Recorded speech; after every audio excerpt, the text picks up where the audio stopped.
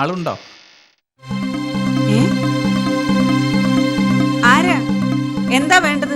എന്റെ പേര് ഉഗ്രൻ. ഉഗ്രനോ? ആ, ഇത്താത്ത ഉഗ്രു എന്ന് വിളിച്ചാ മതി. കണ്ടിട്ട് ഉഗ്രനായിട്ട് തോന്നുന്നില്ലല്ലോ. പേരിൽ മാത്രമേ ഉഗ്രനുള്ളൂ.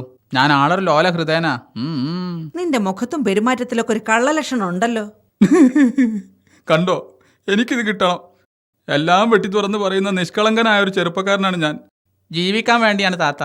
കക്കാനും പിടിച്ചു പറിക്കാനാണോ ഞാൻ വന്നത്? പുസ്തകം വിൽക്കാനല്ലേ? പുസ്തക വായനയിലൂടെയല്ലേ സമൂഹത്തിന്റെ പുനഃസൃഷ്ടി സാധ്യമാവുന്നത്? ഇത്താത്തക്കറിയോ, മഹാനായ അലക്സാണ്ടർ ചക്രവർത്തി, Napoleon Bonaparte, Ibn Battuta, Mangal Pandey, Tantia Tope, Gandhiji, Eratosthenes, Aurangzeb, Maulana Abul Kalam Azad, Mother Teresa തുടങ്ങിയ നൂറുകണക്കിന് മഹാന്മാരെ ഈ ലോകത്തിന് സംഭാവനയായി ലഭിച്ചതെങ്ങനെ? പുസ്തക വായനയിലൂടെ. ഇത്താത്തയെ കണ്ടാലറിയാം നല്ലോണം വായിക്കുന്ന കൂട്ടത്തിലാണെന്ന്. സോപ്പിംഗ് ഒന്നും വേണ്ട. പുസ്തകങ്ങളൊക്കെ എനിക്കിഷ്ടമാണ് എന്ന് വെച്ച് വലിയ പ്രതീക്ഷയൊന്നും വെക്കണ്ട. ഏതൊക്കെ പുസ്തകങ്ങളാണെന്ന് വെച്ചാൽ കാണിക്ക്. Thank you. ദാമ്പത്യ ബന്ധങ്ങൾ, ഭാര്യാഭർത്തൃ സങ്കല്പങ്ങൾ, ദാമ്പത്യം ഇന്നലെ ഇന്ന് നാളെ, ദമ്പതികൾക്കൊരു പിന്തുണ, നവദമ്പതികളെ നിങ്ങൾക്ക് മംഗളാശംസകൾ, ഭർത്താവിനെ ഒതുക്കാനുള്ള 101 കുറുക്കുവഴികൾ, പൂന്തിങ്കളാകുന്നു ഭാര്യ, ദമ്പതികളെ ഇതിലെ ഭർത്താവ്. ഇതൊക്കെ എന്ത് പുസ്തകങ്ങളാ? അറ്റുപോകുന്ന കണ്ണികളെ വിളക്കി യോജിപ്പിക്കാനുള്ള ഒറ്റമൂലികളാ. പ്രശ്നസങ്കീർണങ്ങളായ ദാമ്പത്യ ബന്ധങ്ങളിലെ വിള്ളലുകളാണല്ലോ നമ്മുടെ വീടിന്റെ. ഈ പുസ്തകങ്ങളൊക്കെ വേഗം വാരി ബാഗിട്. അപ്പോൾ ഈ പുസ്തകങ്ങളൊന്നും ഇഷ്ടപ്പെട്ടില്ല എന്നർത്ഥം. വിഷമിക്കേണ്ട, ഏറ്റവും പുതിയൊരു പുസ്തകമുണ്ട്. വില അല്പം കൂടുതലായതുകൊണ്ടാണ് പുറത്തെടുക്കാതിരുന്നത്. ഇതാ, ദാമ്പത്യ കീടബാധ പ്രശ്നങ്ങളും പ്രതിവിധികളും. 645 രൂപ വിലയുള്ള പുസ്തകമാണ് ഇപ്പോൾ പ്രീ പബ്ലിക്കേഷൻ നിരക്കിൽ 325 രൂപയ്ക്ക് നൽകുന്നത്. ഏറ്റവും കൂടുതൽ മൂവിംഗ് ഉള്ള പുസ്തകമാണ്. ഭാര്യ ഭർത്തൃ ബന്ധങ്ങളിലെ ഗ്രാമർ മിസ്റ്റേക്കുകൾ ഒരാഴ്ച കൊണ്ട് ചികിത്സിച്ച് ഭേദമാക്കുന്ന ഒരു സ്പെഷ്യലിസ്റ്റ് ഡോക്ടറാണ് ഈ പുസ്തകം. ഒന്നിവിടെ ഇരിക്കട്ടെ. വേണ്ട വേണ്ട വേണ്ട, ഇവിടെ പുസ്തകങ്ങളൊന്നും തൽക്കാലം വേണ്ട. ജീവിക്കാൻ വേണ്ടിയാണ് വല്ല പുസ്തക കച്ചവടം നടത്തണമെങ്കിൽ മനുഷ്യന് ഉപകാരമുള്ള പുസ്തകം വിറ്റൂടെ? ഇത്ത ഉപകാരമുള്ള വേറൊരു പുസ്തകമുണ്ട്. എന്റെ തെരഞ്ഞെടുത്ത 1000 പോയോ? ബാഗ് എടുത്ത് വേഗം സ്ഥലം വിടാനാ പറഞ്ഞേ. അല്ലെങ്കിൽ ഞാനിവിടെ കൂടാൻ വന്നതല്ല. ഓ, എന്തൊരു സാധനം! വായിക്കാൻ അറിയില്ല, എന്നിട്ട് എൻ്റെ അടുത്ത് വലിയ ആളാവുക. ഇയാളെല്ലാ പരീക്ഷയ്ക്കും തോറ്റുപോട്ടെ. ഇനി ചായ എടുക്കാൻ നിൽക്കണ്ട, ഞാൻ പോയി.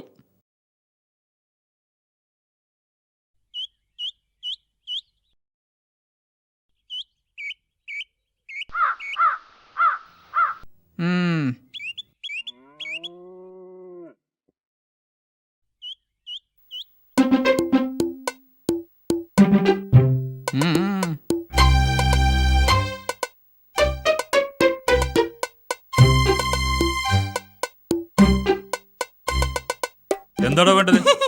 താനേതാ? അയ്യാ ഉഗ്രൻ.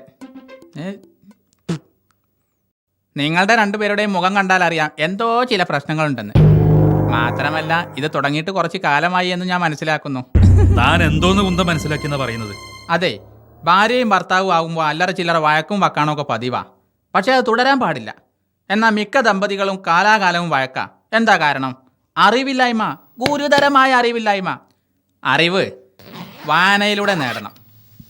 ദാ, ഈ പുസ്തകം അങ്ങോട്ട് പിടിച്ചേ. ദാമ്പത്യ കീടബാധ പ്രശ്നങ്ങളും പ്രതിവിധികളും. ഈ പുസ്തകം വാങ്ങി രണ്ടുപേരും ഒരുമിച്ചിരുന്ന് ഡിസ്കസ് ചെയ്യ്. ഇനിയെങ്കിലും പ്രശ്നങ്ങളില്ലാത്തൊരു ജീവിതം ആസ്വദിക്കൂ. ഞങ്ങൾ പുസ്തകം വായിക്കാതെ തന്നെ ജീവിതം ഉഷാറായിക്കോളാം. പോരെ? പോരാ, ഒരു പുസ്തകം വാങ്ങണം. ജീവിതം ഉഷാറാക്കാമെന്നൊക്കെ നിങ്ങൾ ഇന്ന് പറയും, നാളെ വീണ്ടും പഴയ പടി ആവർത്തിക്കും. ഇയാളോടല്ലേ പുസ്തകം വേണ്ടാന്ന് പറഞ്ഞത്? സ്ത്രീകളോട് അഭിപ്രായം ചോദിച്ചില്ല. അല്ലെങ്കിൽ ഭർത്താവ് ഇവിടെ ഇരിക്കുമ്പോഴാ ഒരു അഭിപ്രായം. നീ ഇവിടുന്ന് പോന്നോ അതോ ഇവിടുന്ന് പിടിച്ചെടുക്കണോ? വേണ്ട, പിടിച്ചിറക്കണ്ട. അല്ലാതെ തന്നെ ഞാൻ ഇവിടുന്ന് പോണില്ല. ആരും പുസ്തകം വാങ്ങാതെ ഞാനങ്ങനെ ജീവിക്കും? കക്കാനും പിടിച്ചു പറിക്കാനും ഞാൻ ശീലിച്ചിട്ടില്ല. നിങ്ങൾക്കറിയോ, കെട്ടുപ്രായം കഴിഞ്ഞ് നിൽക്കുന്ന ഒരു ഭാര്യ, പുര നിറഞ്ഞു നിൽക്കുന്ന 3 പിഞ്ചുമക്കൾ, ഏത് നിമിഷവും മതം പൊട്ടാറായി നിൽക്കുന്ന മാതാപിതാക്കൾ, ഒരു നേരത്തെ ഭക്ഷണത്തിനുള്ള വകയുമായി ഞാൻ വരുമെന്ന് കരുതി അനന്തതയിലേക്ക് കണ്ണും നട്ട് ഇതി കർത്തവ്യ മൂഢരായിരിക്കുന്ന അവരോട് ഞാൻ എന്ത് സമാധാനം പറയൂ? പറയൂ. പുസ്തകം ആരും വാങ്ങുന്നില്ലെന്ന് പറയണോ? പറയൂ.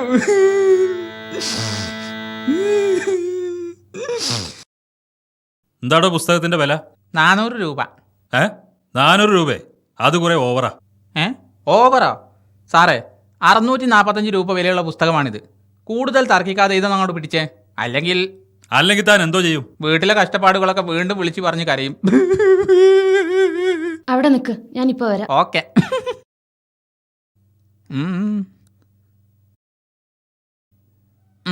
എല്ലാവർക്കും വായിച്ച് രസിക്കാൻ പറ്റുന്ന വേറൊരു പുസ്തകമുണ്ട്. 30 രൂപയെ വിലയുള്ളൂ. ഞാൻ എഴുതിയതാ. ഇതാ, എൻ്റെ തെരഞ്ഞെടുത്ത 1001 പോഴത്തങ്ങൾ. ഇതും കൂടി കൂട്ടത്തിൽ കിടക്കട്ടെ. എൻ്റെ ജീവിതത്തിൽ സംഭവിച്ച കാര്യങ്ങൾ വേരോടെ പറിച്ചെടുത്ത് പച്ചയായി ചിത്രീകരിച്ചതാ. എടോ, തന്റെ കീടബാധന എടുക്കുന്നത് ആവശ്യമുണ്ടായിട്ടല്ല, തന്റെ ശല്യം കൊണ്ടാ. അടി. നാ 1 2 3 4. ഓക്കെ, പിടിച്ച്. ദീർഘ സുമംഗലി ഭവ. വേണോ? വേണ്ടേ?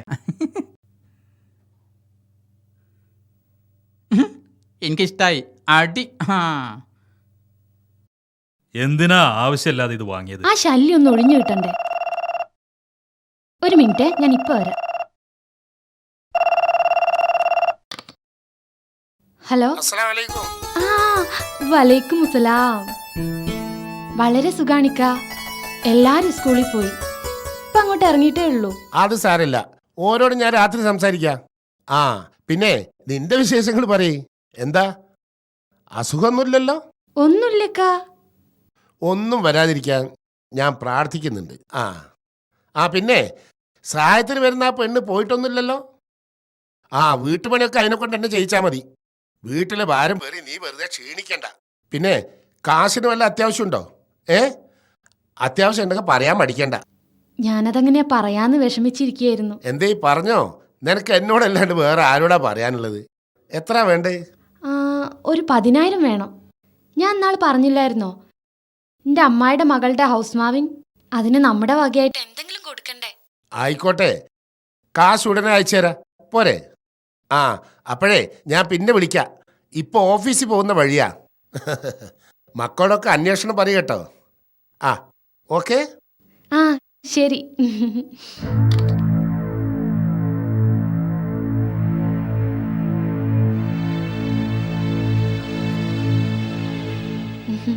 ഗൾഫിൽ നിന്ന് മൂപ്പരാ വിളിച്ചത്. മനസ്സിലായി. മൂപ്പരോട് ഇനി അടുത്തൊന്നും ഇങ്ങോട്ട് വരണ്ടെന്ന് പറഞ്ഞു. മാസാമാസം മുടങ്ങാതെ കാശ് ചെന്നാ പോരെ.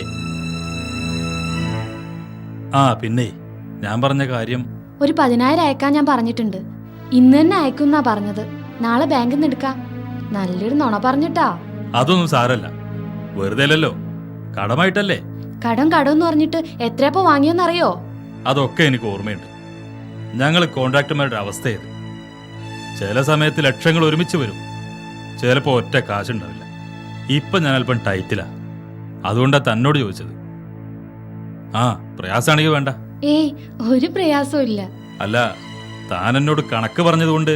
അതൊന്നും കാര്യാക്കണ്ട, ഞാൻ സീരിയസ് ആയി പറഞ്ഞതൊന്നല്ല. അത് പിന്നെ എനിക്ക് അറിഞ്ഞുകൂടാ. അല്ല, എത്ര മണിക്കാ ബാങ്കിലേക്ക് വരുന്നത്? നാളെ രാവിലെ ഒരു 10 മണിക്ക് ഇവിടുന്ന് ഇറങ്ങും.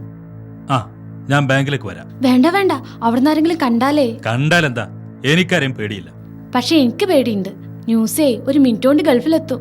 എത്തട്ടെ, ഏറി വന്നാൽ അയാൾ തന്നെ ഒഴിവാക്കും. പക്ഷേ തനിക്ക് ഞാനുണ്ടാവും. അയാളോട് പോകാൻ പറ. ഇപ്പൊ തന്നെ നിങ്ങൾ അങ്ങോട്ടുള്ള വരവ് അയൽവക്കത്തൊക്കെ ചർച്ചയായിട്ടുണ്ട്. വീടിന്റെ ചില റിപ്പയർ പണിന്റെ എസ്റ്റിമേറ്റ് എടുക്കാൻ വരുന്നാണെന്ന് പറഞ്ഞാൽ മതി. എന്ന് എസ്റ്റിമേറ്റോ? എല്ലാരും പൊട്ടന്മാരാന്നാ വിചാരം? എനിക്കാരെയും പേടിയില്ല. പിന്നെ ആ തള്ള വരുന്നുണ്ട്. നിങ്ങൾ എവിടെ കണ്ട കുഴപ്പാവും. പോയിക്കോ.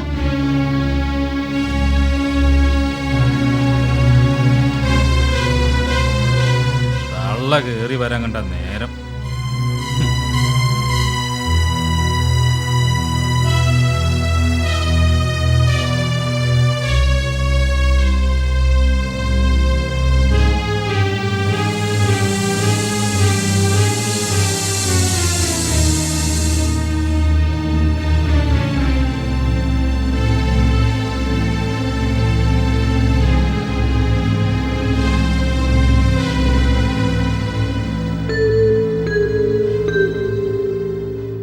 ഈ പരിപാടിയിൽ എനിക്ക് വലിയ താല്പര്യമൊന്നുമില്ലെങ്കിലും ഞാനായിട്ട് മാറി നിൽക്കുന്നില്ല. Thank you. പക്ഷേ അബ്ബാസ്കയും ഒരു ടിക്കറ്റ് എടുക്കണം. അബ്ബാസ്ക ടിക്കറ്റ് എടുക്കണമെങ്കിൽ കൊളംബോ വഴി കരിപ്പൂരിലേക്ക് വിമാനം മലർന്ന് പറക്കണം. നീയേ അബ്ബാസ് ഖാൻ ഒരുമാതിരി ആക്കരുത്. നമ്മളുടെ എല്ലാവരുടെയും കൂട്ടസന്തോഷത്തിൽ പങ്കുചേരുന്നതിനായി ഇപ്പോൾ തന്നെ അദ്ദേഹം ഒരു ടിക്കറ്റ് എടുക്കുന്നതായിരിക്കും. മോനെ, ഞാൻ ടിക്കറ്റ് എടുക്കണമെങ്കിൽ ഇവ പറഞ്ഞ പോലെ വിമാനം കൊളംബോ വഴി മലർന്ന് പറക്കണം. ആ, നാടൊട്ടാകെ പാടവും പറമ്പും വാങ്ങിയിട്ട മുതലാളിമാർക്കാ പിശുക്ക് കൂടുതൽ. അതേടാ, ഞാൻ പിശുക്കനായ മുതലാളിയാ. നാട്ടിൽ പാടവും പറമ്പും വാങ്ങി കൂട്ടിയിട്ടുണ്ട്. അതൊക്കെ രാവും പകലും വിശ്രമില്ലാതെ അധ്വാനിച്ചിട്ടാ. അല്ലാതെ ക്യാഷ് കൗണ്ടറിൽ നിന്ന് റിയാൽ വലിച്ചുണ്ടാക്കിയിട്ടോ ബാങ്കിൽ അടക്കാൻ തന്ന പണവുമായി മുങ്ങിയിട്ടോ അല്ല. അപ്പോ ടിക്കറ്റിന്റെ കാര്യം? താരങ്ങളുടെ സിനിമാറ്റിക് ഡാൻസും മിമിക്രിക്കാരുടെ വളിഞ്ഞ കോമഡിയും കാണാൻ ഈ മരുഭൂമിയിൽ അധ്വാനിച്ച കാശ് തൽക്കാലം ഞാൻ ഉപയോഗിക്കുന്നില്ല. എന്റെ ഭാര്യയോടും മക്കളോടുമൊപ്പം നാട്ടിലുള്ള നാളത്തൊരു ജീവിതം. അതിനുവേണ്ടിയാണ് ഞാനിവിടെ അധ്വാനിക്കുന്നത്. നിങ്ങളൊക്കെ വന്നില്ലെങ്കിൽ എനിക്കൊരു ചൊക്കുമില്ല. ചൂടായല്ലോ. ഇങ്ങോട്ട് മാറണം. അല്ല പിന്നെ ഇങ്ങോട്ട് താടം. ടിക്കറ്റ് എടുക്കാത്തവനെ അങ്ങനെ പോസ്റ്റ് ഓഫീസ് സൂചിക്കണ്ട. അലവരാതികള്. അതിനിടക്ക് ആരോ അബ്ബാസ്കെ മുതലാളി എന്ന് വിളിച്ചത് ശരിയായില്ല എന്നൊരു അഭിപ്രായം എനിക്കുണ്ട്. അതെന്താ? അല്ല, വാങ്ങിയ പാടവും പറമ്പും പലതും അങ്ങേരുടെ ഭാര്യയുടെ പേരിലാണല്ലോ. അതെ, അതിന് നിനക്കെന്താ ചെയ്തം? എനിക്കൊന്നുമില്ലേ. എന്നാലേ ഇടയ്ക്കിടക്ക് ആ സുവിശേഷം ഇവിടെ വളമ്പണമെന്നില്ല. ദയവ് ചെയ്ത് രണ്ടാളും ഒന്ന് മിണ്ടാതിരുന്നാ മതിയായിരുന്നു. ഞാനാണോ തുടങ്ങിയത്? ഞാൻ എന്റെ ഭാര്യയെ സ്നേഹിക്കുന്നത് ഇവന് കണ്ടൂടാ. അത് തന്നെ. എന്നാ പിന്നെ ആ വീടും കൂടി ഭാര്യയുടെ പേരിൽ എഴുതി കൊടുക്കാൻ അബ്ബാസ്ക. സ്നേഹം തികയട്ടെ. വേണ്ടി വന്നാൽ അതും ചെയ്യും. കാരണം ഈ ലോകത്തെ ഏറ്റവും വലുത് എനിക്ക് അവളാ. എന്റെ 3 പൊന്നു മക്കളുടെ ഉമ്മയവൾ. അല്ലെങ്കിലും കല്യാണം കഴിഞ്ഞിട്ട് 5-8 കൊല്ലായിട്ട് മക്കളുണ്ടാവാത്ത നിനക്ക് ആ സ്നേഹബന്ധത്തെ കുറിച്ച് പറഞ്ഞാൽ മനസ്സിലാവും. മതി മതി, ഇന്നത്തെ എപ്പിസോഡ് ഇവിടെ അവസാനിപ്പിക്കാം. എല്ലാവരും സമാധാനം പിരിഞ്ഞു വേണം. ഇങ്ങേരെ കൊണ്ടൊന്ന് പിടിപ്പിക്കാം.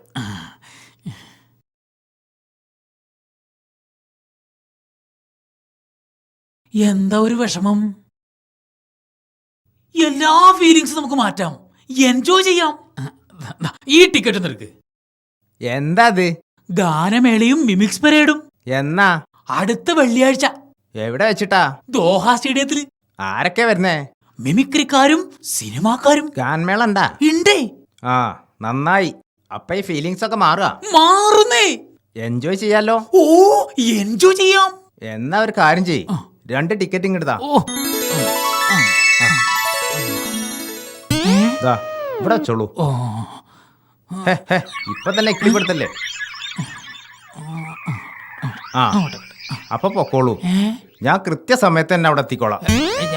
അല്ല, ടിക്കറ്റിന്റെ കാശ്. അപ്പോഴേ ഞാൻ പറഞ്ഞത് കേട്ടില്ലെന്നുണ്ടോ? ടിക്കറ്റിന്റെ കാശ്. കാശോ? എന്ത് കാശ്? ടിക്കറ്റിന്റെ. അത് കാശിനാ? പിന്നെ ഫീലിങ്സ് മാറ്റാനല്ലേ? ഇയാൾ എന്നെ കൊണ്ട് വാങ്ങിക്കും. കാശിനാ. താൻ പനിയൻ പൊക്കിയേ. തന്റെ അല്ല. പിന്നെ? തന്റെ അല്ലടോ, എന്റെ പനിയൻ. ആ ടിക്കറ്റ് അവിടെ ഉണ്ടാ? ആ ടിക്കറ്റ് അങ്ങെടുത്ത്. ആ, ഇനി പൊക്കോളൂ. അല്ല, പൊക്കോളൂ, പൊക്കോളൂന്ന്. അവിടെ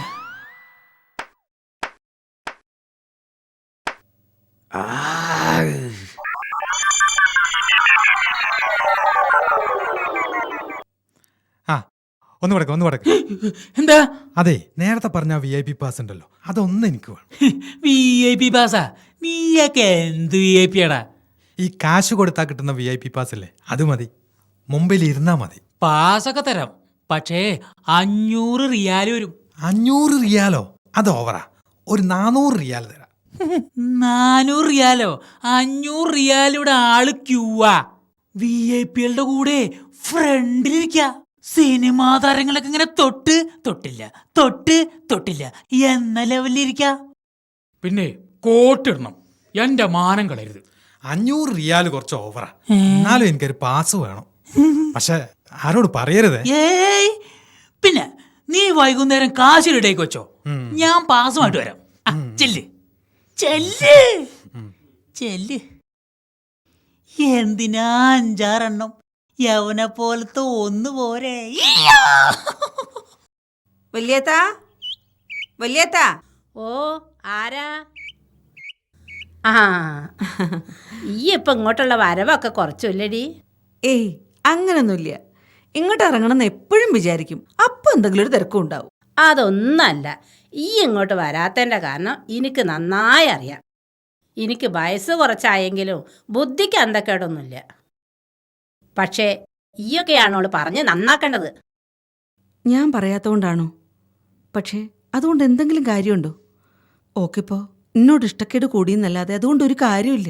ഇഷ്ടക്കേട് കൂടിക്കോട്ടെ, എന്നാലും ഉള്ളിലൊരു പേടി ബാക്കി ഉണ്ടാവുമല്ലോ. മോശക്കാരാണെന്ന് വെച്ച് ഒഴിച്ചിട്ടല്ലേ പിന്നെ തിരുത്താൻ കഴിയൂല.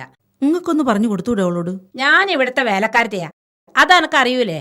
എന്നിട്ടും ഞാൻ ഒരിക്കലും സംഗതി അങ്ങോട്ട് പറഞ്ഞ് ഓള് ഇന്നെക്കൊള്ള അങ്ങോട്ട് ചാടി കളിച്ചിട്ട് ഇനി പറയാനൊന്നും ബാക്കിയില്ല. ഒരു വയസ്സായ തള്ളയാണെന്ന വില പോലും ഓൾ എന്നോട് കാണിച്ചില്ല. ഇപ്പൊ എങ്ങോട്ടാ അവള് പോയത്? ബാങ്ക്ക്ക്.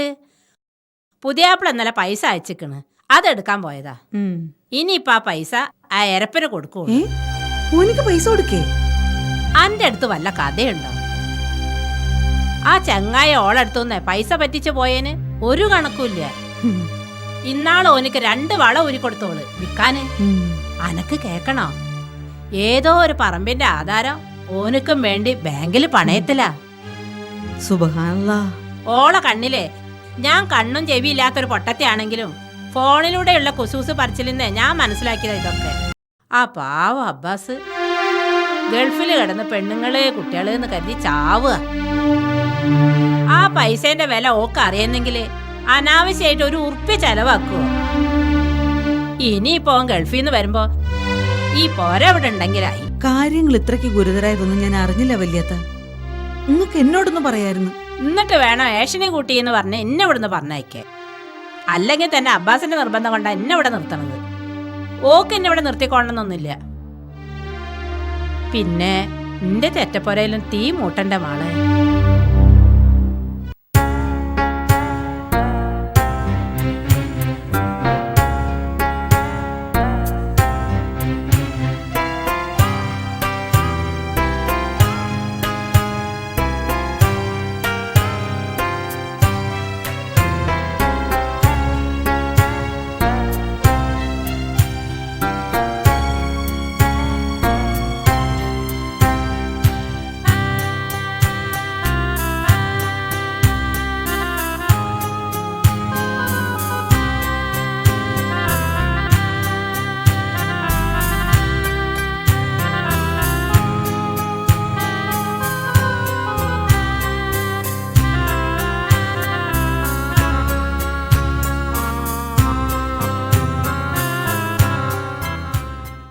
ഇന്നെന്താ പതിവില്ലാതെ നേരത്തെ?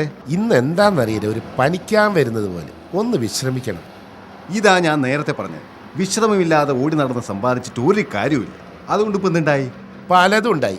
15 വർഷം കൊണ്ടേ ഞാൻ എനിക്കും എൻ്റെ മക്കൾക്കും ഭാര്യക്കും സുഖമായി കഴിഞ്ഞുകൂടാനുള്ള വക ഓടിപ്പാഞ്ഞുണ്ടാക്കിയിട്ടുണ്ട്. ഈ പ്രാവശ്യം നാട്ടിൽ പോയാൽ ഇനി ഒരു തിരിച്ചുവരവുണ്ടാവില്ല. എൻ്റെ മധു ഇനിയുള്ള കാലം പാടത്തും പറമ്പിലൊക്കെ പണിയെടുത്ത് ഭാര്യയും മക്കളും ഒത്ത് സുഖമായി കഴിഞ്ഞുകൂടണം. അതാണ് ശരിക്കുള്ള ജീവിതം. നിങ്ങളുടെയൊക്കെ കണ്ണിൽ ഞാൻ പണമുണ്ടാക്കാൻ ആർത്തി കാണിച്ച് ഓടി നടക്കുകയാണ്. പക്ഷേ ഞാൻ നാട് തിരിച്ചു പിടിക്കാൻ ഓടുകയാണ്.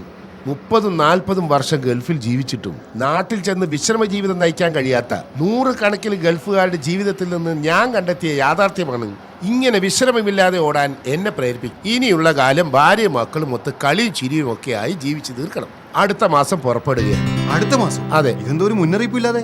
ലീവ് പാസ്സായ ശേഷം ഉറപ്പ് പറയാമെന്ന് കരുതി.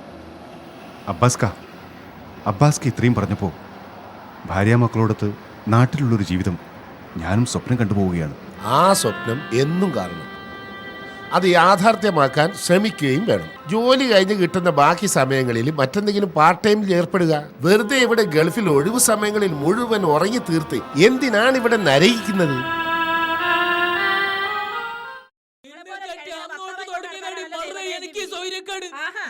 അങ്ങനെ ഒരു വിഡിത്തം ചെയ്തില്ലായിരുന്നെങ്കിൽ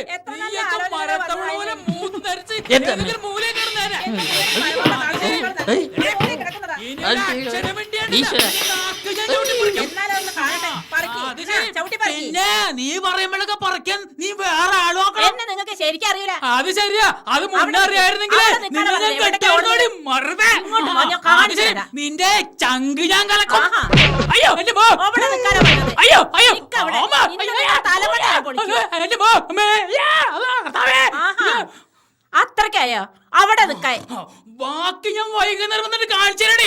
വൈകുന്നേരം ഇങ്ങോട്ട് വാ, ഞാൻ കാണിച്ചു തരാം കിഴങ്ങ. ധൈര്യം ഉണ്ടെങ്കിൽ ഓടിച്ചിട്ട് പിടിക്കണേ.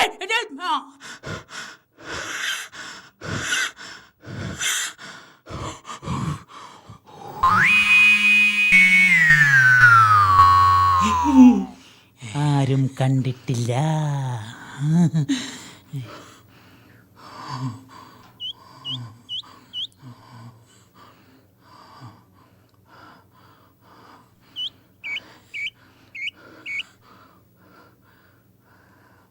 എന്തതിശയമേ ദൈവത്തിൻ സ്നേഹം എത്ര മനോഹരമേ. അയ്യോ കള്ളൻ, കള്ളൻ. അടിക്കരുത്, ഞാൻ കള്ളനല്ല, ഉഗ്രൻ. ചേച്ചി ഇതങ്ങോട്ട് പിടിച്ചേ. ഇനി എവിടെ പോയിരുന്നാട്ടെ, ഓടി ഓടി ക്ഷീണിച്ചതല്ലേ, ചെല്ല്. അടി. ആ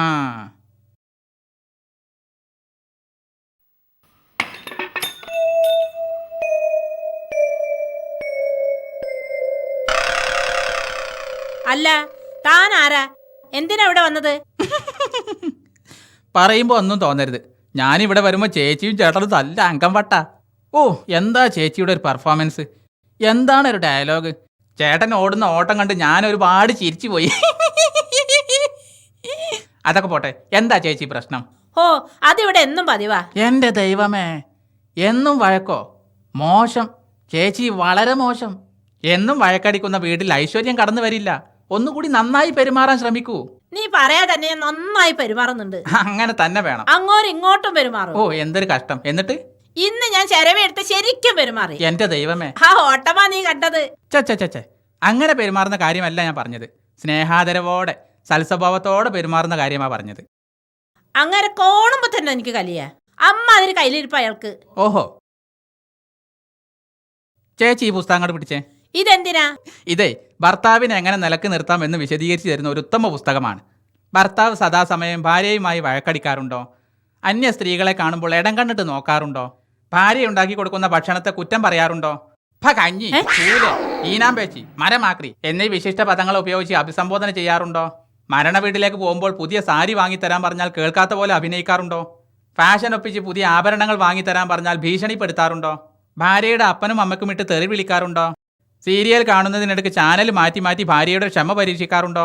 തുടങ്ങിയ 501 ഭർത്തൃദോഷങ്ങൾക്കുള്ള പരിഹാരക്രിയ അടങ്ങിയ ഉത്തമ പുസ്തകമാണ് ദാമ്പത്യ കീടബാധ പ്രശ്നങ്ങളും പ്രതിവിധികളും. ഈ പുസ്തകം 2 പേരും ഒരുമിച്ചിരുന്ന് വായിക്കണം. എന്നിട്ട് ഭർത്താവിനെതിരിലുള്ള പോയിന്റ് വരുമ്പോൾ അതൊന്നുകൂടി ഉറക്കെ വായിക്കുക. ശേഷം ഭർത്താവിനെ ഒന്ന് ഇടം കണ്ടിട്ട് നോക്കണം.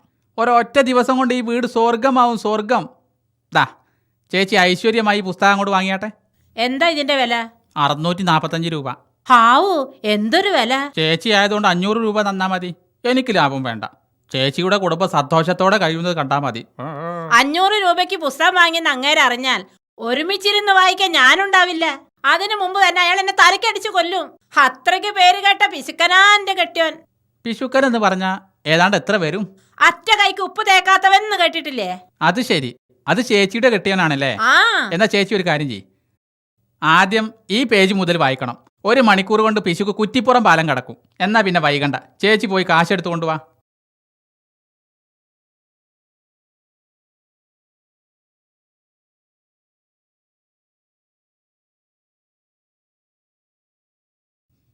ഓ,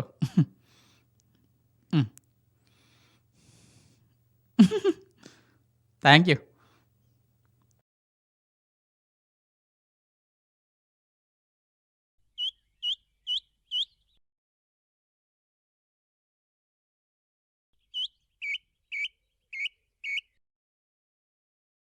എന്താ, എന്ത് വേണം? ചേട്ടാ, ഞാനൊരു പുസ്തക കച്ചവടക്കാരനാ. അതെന്തിനാടോ എന്നോട് പറയുന്നത്? എനിക്ക് കടല വറക്കുന്ന ജോലിയൊന്നുമില്ല.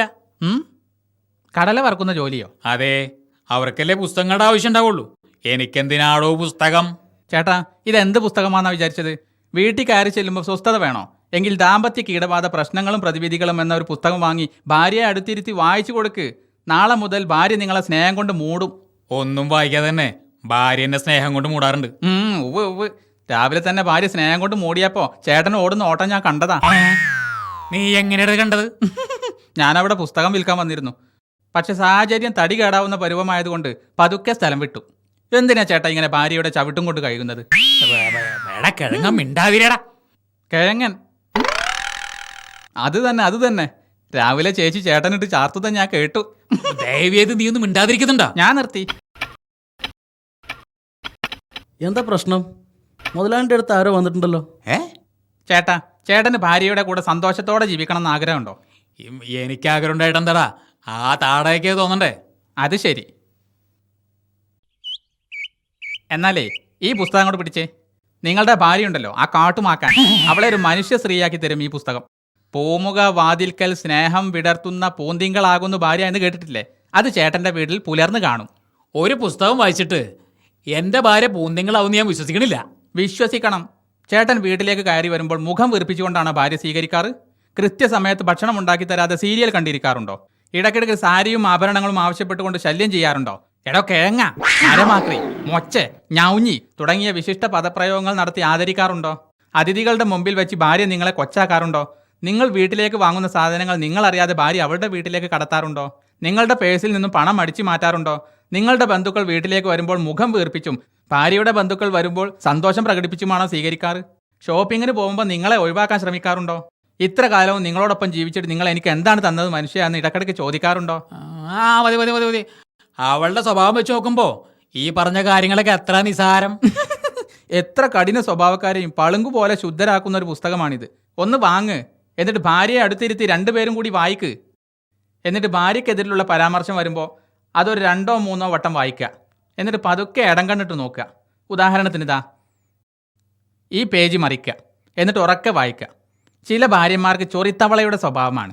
ഭർത്താവ് ക്ഷീണിതനായി കയറി വരുമ്പോൾ അവർ സ്വീകരിക്കുന്ന രീതി കണ്ടാൽ ചങ്കിന് കുത്തിപ്പിടിച്ച് നാക്ക് പറിച്ചെടുത്ത് പട്ടിക്കെറിഞ്ഞു കൊടുത്തു പോകും. പക്ഷേ ഭർത്താക്കന്മാർ പൊതുവെ നിർമ്മല ഹൃദയരും നിസ്വാർത്ഥ മതികളും നിരക്ഷര കുക്ഷികളുമായതിനാൽ എല്ലാം ക്ഷമിക്കാറാണ് പതിവ്. ദാ ഇത്രയും വായിച്ചിട്ട് ഇങ്ങനെ ഒരു നോട്ടം ഒന്ന് കാണിച്ചേ. ഇങ്ങനെ കാണിക്ക്. വളരെ നന്നായിട്ടുണ്ട്. ഇനി ഭർത്താവിനെതിരെ, അതായത് ചേട്ടനെതിരെയുള്ള പരാമർശങ്ങൾ വരുമ്പോൾ കോട്ടുവായിട്ടും ചുമച്ചും അഡ്ജസ്റ്റ് ചെയ്തോളണം. അത്തരം പരാമർശങ്ങൾ വരുന്ന പേജുകൾ ആദ്യം തന്നെ കീറിക്കളയുന്നത് നല്ലതാണ്. ഓക്കെ, ഇനിയെല്ലാം ഞാൻ കൈകാര്യം ചെയ്തോളാം. പുസ്തകത്തിന് എന്താ വില? 645 രൂപയാണ് മുഖവില. റൊക്കം പണമാണെങ്കിൽ 400 രൂപക്കാണ് കൊടുക്കുന്നത്. 400 രൂപയെ? പുസ്തകമൊന്നും വേണ്ട, വേഗം സ്ഥലം പെട്ടോ. വേണ്ടെങ്കിൽ വേണ്ട, എനിക്കെന്താ ഛേദം. ഈ പുസ്തകേ ആളുകൾ ചോദിച്ച് നടക്കുക. കിഴങ്ങാന്നുള്ള വിളി ദിവസവും ഭാര്യയുടെ വായിൽ നിന്ന് കേൾക്കാനായിരിക്കും ചേട്ടൻ്റെ വിധി. ചേട്ടൻ്റെ സ്ഥാനത്ത് ഞാനായിരുന്നെങ്കിൽ 10,000 രൂപ കൊടുത്തെങ്കിലും വാങ്ങുമായിരുന്നു ഈ പുസ്തകം. നിങ്ങൾ അനുഭവിച്ചോ? എടോ നീ വില ഒന്നുകൂടെ അഡ്ജസ്റ്റ് ചെയ്യ്. വിലയിലൊരു മാറ്റവുമില്ല. വേണമെങ്കിൽ എൻ്റെ വക ഒരു കോംപ്ലിമെൻ്റ് തരാം. ദാ ഈ പുസ്തകം ഞാൻ തന്നെ എഴുതിയതാ. എൻ്റെ തെരഞ്ഞെടുത്ത 1001 പോഴത്തങ്ങൾ. എൻ്റെ ജീവിതത്തിൽ നടന്ന സംഭവങ്ങൾ വേരോടെ പറിച്ചെടുത്ത് പച്ചയായി ചിത്രീകരിച്ച ഒരു പുസ്തകമാണിത്. ഇത് മാതൃകയാക്കി ചേട്ടന് വേണമെങ്കിൽ സ്വന്തം അനുഭവങ്ങൾ വെച്ച് എൻ്റെ തെരഞ്ഞെടുത്ത 1001 പോഴത്തങ്ങൾ എന്ന ഉത്തമ കൃതി രചിക്കാം. ഏതായാലും ഒരു പുസ്തകം കേട്. ഇതുകൊണ്ട് എൻ്റെ ഭാര്യയുടെ സ്വഭാവം മാറിയില്ലെങ്കിലേ നിന്നെ ഞാൻ കൊല്ലും. No doubt. Dog's tail 12,000 years put inside a PVC pipe not come out state of India. എന്ന് വെച്ചാൽ ഇന്ത്യയിൽ ഒരു സ്ത്രീക്കും ഇത് വായിച്ചാൽ നന്നാവാതിരിക്കാൻ കഴിയില്ല എന്നർത്ഥം. ദാ പിടിച്ചേ, ഒരു 400 രൂപ ഇങ്ങടുത്തെ. പോയത്തൊന്നും എനിക്ക് വേണ്ട.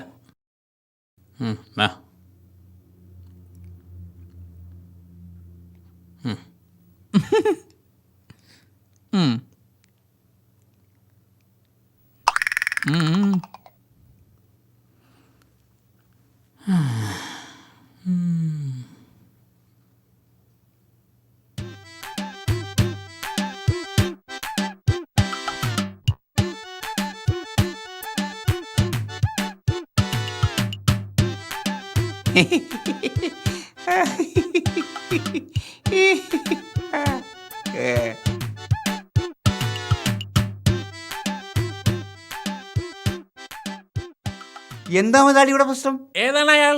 അയാളെ കൈകാര്യം ചെയ്യണോ? ഇവിടെ ഒരു പ്രശ്നമില്ല, എല്ലാരും പോയട്ടെ. അങ്ങനെ ഞങ്ങൾ പോവില്ല. മുതലാളിയെ ദ്രോഹിച്ച അവനെ ഞങ്ങൾ തട്ടും. എന്നേരും ദ്രോഹിച്ചില്ല, നിങ്ങൾ പോയി പണിയെടുക്കടാ. മുതലാളി എന്തോ മറിഞ്ഞു വെക്കണ്ടെന്ന്.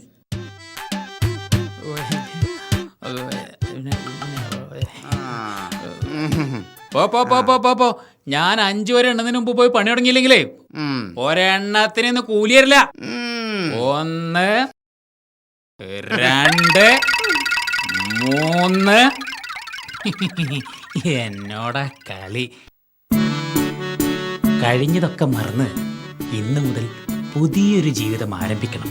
അല്ലെങ്കിൽ ഞാൻ എന്തിനാ വെറുതെ അവളുടെ കയ്യിൽ നിന്ന് എന്നും ഇങ്ങനെ ചോദിച്ചു വാങ്ങുന്നത്? അവൾക്കും വേണ്ടേ ഒരു വിശ്രമമൊക്കെ? എടേ, നീ ഒന്നിങ്ങോട്ട് വാ. എന്താ? ഇന്നിന് വീട്ടുപണികളൊന്നും വേണ്ട, നീ ഇങ്ങോട്ട് വാ. അത് തന്നെയാണ് ഞാനും പറയാനിരിക്കുന്നത്. നിന്റെ പ്ലാൻ എന്താ? അതൊക്കെയുണ്ട്. ആദ്യം നിങ്ങളെ പ്ലാൻ എന്താ? എല്ലാം ഞാൻ പറയാം, നീ ഇങ്ങോട്ട് വാ. നിന്നെ കാണാനാ ഞാൻ നേരത്തെ മടങ്ങിയത്. നീ വന്നൊന്ന് ഇവിടെ ഇരിക്ക്. നമുക്കേ ഈ പുസ്തകം ഒന്ന് വായിക്കാം. അതിനു മുൻപ് ഈ പുസ്തകം ഒന്ന് വായിക്കാം.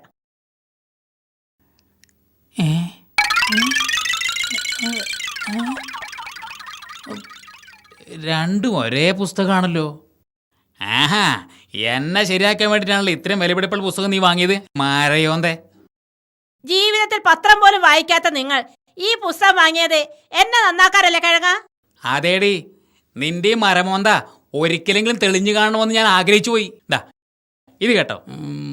ഭർത്താവിനെ കാണുമ്പോൾ കഷായം കുടിച്ച മുഖവുമായി നിൽക്കുന്ന ഭാര്യയെ 2 കണ്ണിലും മുളകുപൊടി തേച്ച് പറമ്പിലൂടെ ഓടിച്ചിട്ട് തല്ലി പരുവപ്പെടുത്തേണ്ടി വന്നേക്കും. ആഹാ, എന്നാൽ ഇത് കേട്ടോ. എനിക്കെതിരാണെങ്കിൽ പേജ് കീറിക്കളയും ഞാൻ. ഭാര്യയുടെ അവകാശങ്ങളെ പറ്റി അത് നീ എന്നെ പഠിപ്പിക്കണ്ട. ഭർത്താവ് ബോധവാനാകേണ്ടതുണ്ട്. അത് പള്ളി പറഞ്ഞാ മതി. തന്റെ സുഖസൗകര്യങ്ങളിൽ മാത്രം ശ്രദ്ധ പതിപ്പിക്കുന്ന ഭർത്താവിനെ പൂവിട്ട് പൂജിക്കണം, അല്ല പിന്നെ മുക്കാലിയിൽ കെട്ടി പൊതിരെ തല്ലിയിട്ടെങ്കിലും ഒരു മനുഷ്യനാക്കാൻ ശ്രമിക്കേണ്ടി വന്നേക്കും. നിനക്കെന്നെ മുക്കാലി കെട്ടി അടിക്കണല്ലേടി? ആഹാ, അത്രയ്ക്കായോ? ഒരു പ്രാവശ്യമെങ്കിലും ഞാൻ അവിടെ നിൽക്കാനാ പറഞ്ഞത്. ചേച്ചി അടങ്ങ് അടങ്ങ് അടങ്ങ്. എന്താ ചേട്ടാ ഇത്? എത്ര കാലമായി ഇത് തുടങ്ങിയിട്ട്?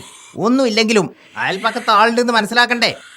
പുറത്തുള്ളവരൊക്കെ ഇത് കേട്ടാലേ ഇതിന്റെ കുറച്ചിലാർക്കാ? നിങ്ങൾക്ക് തന്നെ. ഇനിയെങ്കിലും ഈ വഴക്കൊക്കെ നിർത്ത്.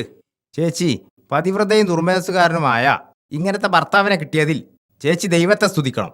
അതുപോലെ ചേട്ടനൊരു കാര്യം മനസ്സിലാക്കണം. ഈ ചേച്ചി ഒരു പാവം നപുംസകമാണ്. മൂക്കിൽ വിരലിട്ടാൽ പോലും കടിക്കാത്ത ഒരു പാവം നരഭോജി. ഇവളെ എന്ത് നപുംസകം? ഞാനാ നപുംസകം. ഇവളെ നിരപരാധിയാ. ഏത് സമയത്തും എന്നെ ഓടിക്കുന്ന മഹാനിരപരാധി. ഇനി അതൊക്കെ മറക്കണം എന്നാ ഞാൻ പറയുന്നത്. എല്ലാം ഞാൻ മറക്കാം. പക്ഷെ ആ പുസ്തക വിൽപ്പനക്കാരുണ്ടല്ലോ, അവനെ ഞാൻ മറക്കൂല. അവൻ എന്റെ കയ്യിൽ കിട്ടിയാണ്ടല്ലോ.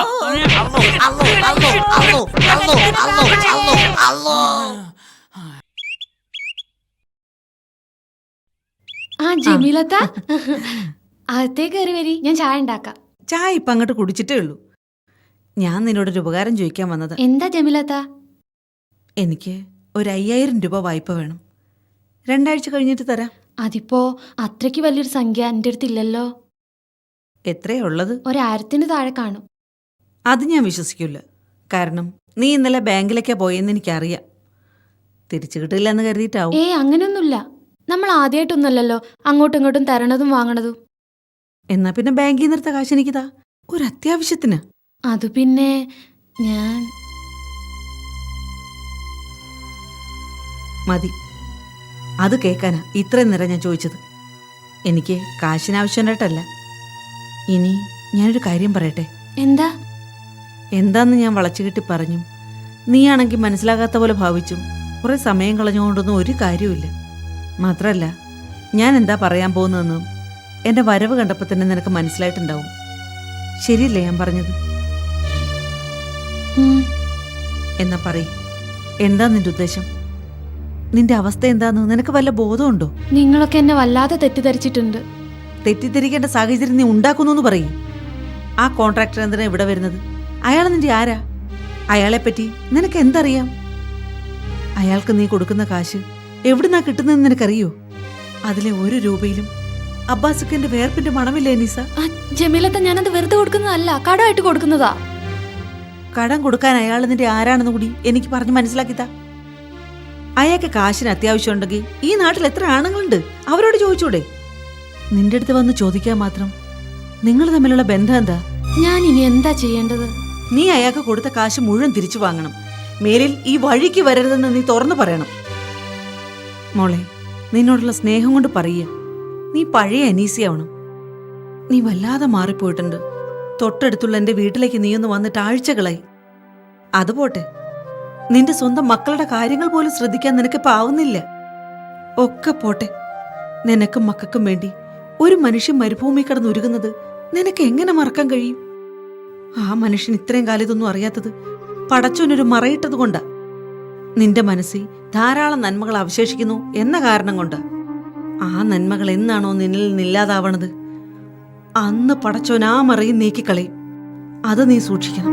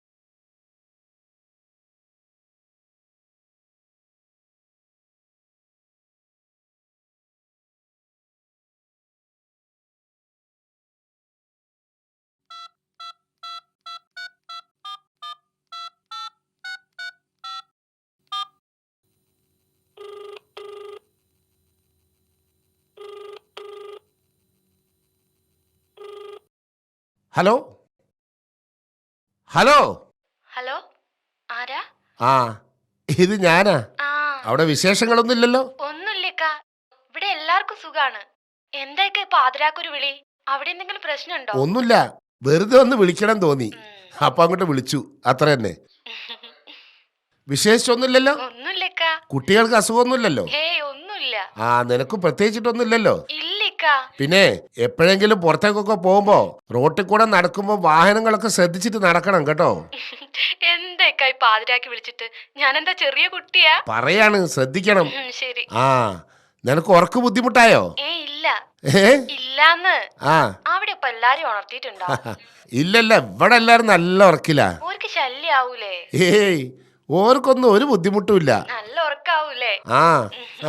എന്നാ പിന്നെ ഇക്കേ ഉറങ്ങിക്കോളി. ആ ആ, വെറുതെ ഉറക്കൊഴിയണ്ട. ശരി, എന്നാ പിന്നെ വെക്കട്ടെക്കാ. ആയിക്കോട്ടെ. അസ്സലാമു അലൈക്കും. വലൈക്കും അസ്സലാം. ബാക്കിയുള്ളവരോട് ഉറക്കം കളഞ്ഞപ്പോൾ നിങ്ങൾക്ക് സമാധാനമല്ലോ. ഉറങ്ങിക്കോ ഉറങ്ങിക്കോ, നേരം വെളുക്കാൻ ഇനിയും സമയമുണ്ട്. നിങ്ങളെ കളി കണ്ടാൽ നിങ്ങൾക്കൊരാൾക്ക് മാത്രമേ ഭാര്യയും മക്കളുള്ളൂ തോന്നൂ.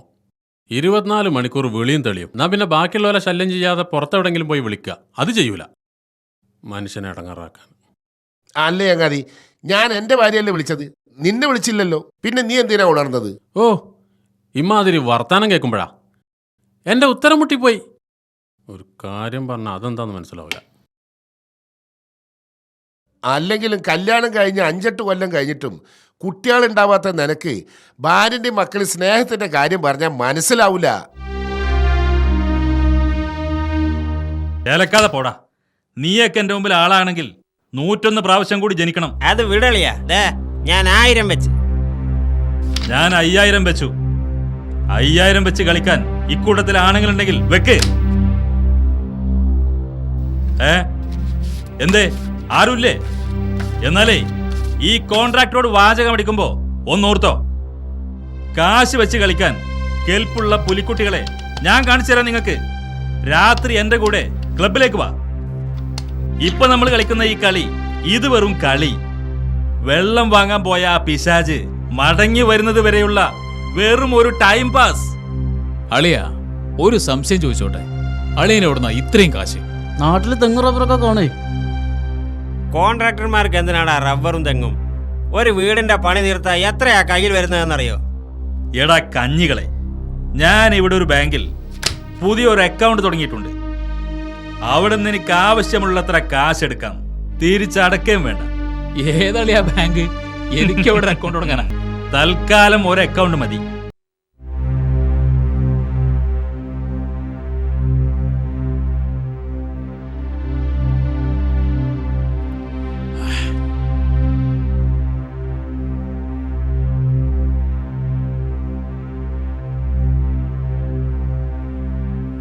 ഇന്നെന്താ എല്ലാവർക്കും ഒരു മൗനം?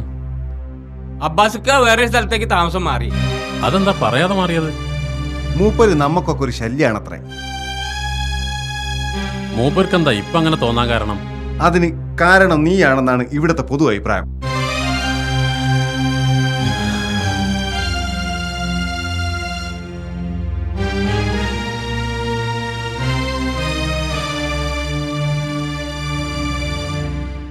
അബ്ബാസ്ക്ക് എവിടേക്കാ മാറിയതെന്ന് നിനക്കറിയോ? അതറിയാതിരിക്കാൻ മൂപ്പര് ഒളിച്ചോടി പോയതൊന്നുമല്ല. ഞാൻ കാരണമാണ് അബ്ബാസ്ക്ക പോയതെന്ന് എല്ലാവർക്കും തോന്നാൻ എന്താ കാരണം? അതൊക്കെ അവരോട് തന്നെ ചോദിക്കണം. നിനക്കും ആ അഭിപ്രായം ഉണ്ടോ എന്നാണ് ഞാൻ ചോദിച്ചത്. ആ, കുറച്ചൊക്കെ ഉണ്ട്. എങ്കിൽ അതിന്റെ കാരണമൊന്ന് പറഞ്ഞു തരൂ, ഞാനൊന്ന് തിരുത്താൻ ശ്രമിക്കാം. അബ്ബാസ്ക്ക് ഈ ലോകത്ത് ഏറ്റവും വലിയ കാര്യം അയാളുടെ മക്കളും ഭാര്യയുമാണ്. അതവിടെ നിൽക്കട്ടെ.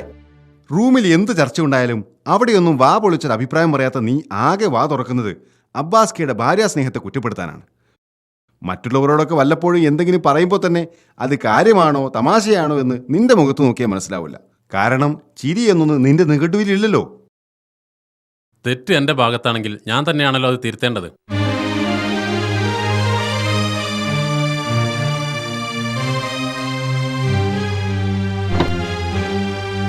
ഹലോ, എങ്ങോട്ടാ? അബ്ബാസ്ക്കെ കാണാൻ. അതിന് അബ്ബാസ്ക്ക് എവിടെയെന്ന് നിനക്കറിയോ?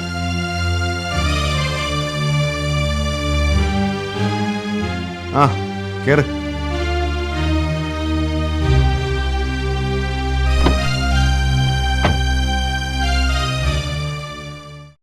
അബ്ബാസ്ക, റൂമിലുള്ളവർക്കൊക്കെ അബ്ബാസ്ക അവിടെ തന്നെ ഉണ്ടാവണമെന്നാണ് ആഗ്രഹം. പിന്നെ ഇതിനൊക്കെ കാരണക്കാരൻ ഞാൻ തന്നെ ആയതുകൊണ്ട് തിരിച്ചു കൊണ്ടുപോകൽ എൻ്റെ മാത്രം ബാധ്യതയാണ്. ക്ഷമിക്കാതിരിക്കാൻ മാത്രം നമ്മൾ തമ്മിൽ അകന്നു പോയിട്ടില്ലെന്നാണ് എൻ്റെ വിശ്വാസം. അതിന് ഞാൻ ആരോട് പിണങ്ങിപ്പോന്നതൊന്നും അല്ല. അവിടെ നിന്ന് മാറണമെന്ന് തോന്നി. അധികം ആലോചിക്കാതെ അതങ്ങ് നടപ്പിലാക്കി. അബ്ബാസ്ക്കയുടെ കുടുംബകാര്യത്തിൽ അസ്ലമിന് ഒരു അഭിപ്രായം പറയില്ലെന്ന് എനിക്ക് ഉറപ്പ് വന്നിട്ടുണ്ട്. എന്താ ഇത്? നിങ്ങളെല്ലാവരും കൂടി ഇതൊക്കെ വലിയ സംഭവമാക്കി. നോക്ക്, ഈ പ്രായത്തിലും സെന്റിമെന്റൽ ആവാണെന്ന് കരുതരുത്. ഞാൻ 5ാം ക്ലാസ്സിൽ പഠിക്കുമ്പോൾ എൻ്റെ ഉപ്പ മരിച്ചു. പിന്നെ ഉമ്മയും ജ്യേഷ്ഠനും അനുജനും 2 പെങ്ങന്മാരുമുള്ള കുടുംബം അമ്മാവന്മാരുടെ സംരക്ഷണത്തിലായിരുന്നു. പഠനത്തിലും മറ്റും അല്പം പിന്നോട്ടായതുകൊണ്ടായിരിക്കാം അമ്മാവന്മാരുടെയും മറ്റും പരിഹാസത്തിന് ഞാൻ എപ്പോഴും വിധേയനായിക്കൊണ്ടിരുന്നു.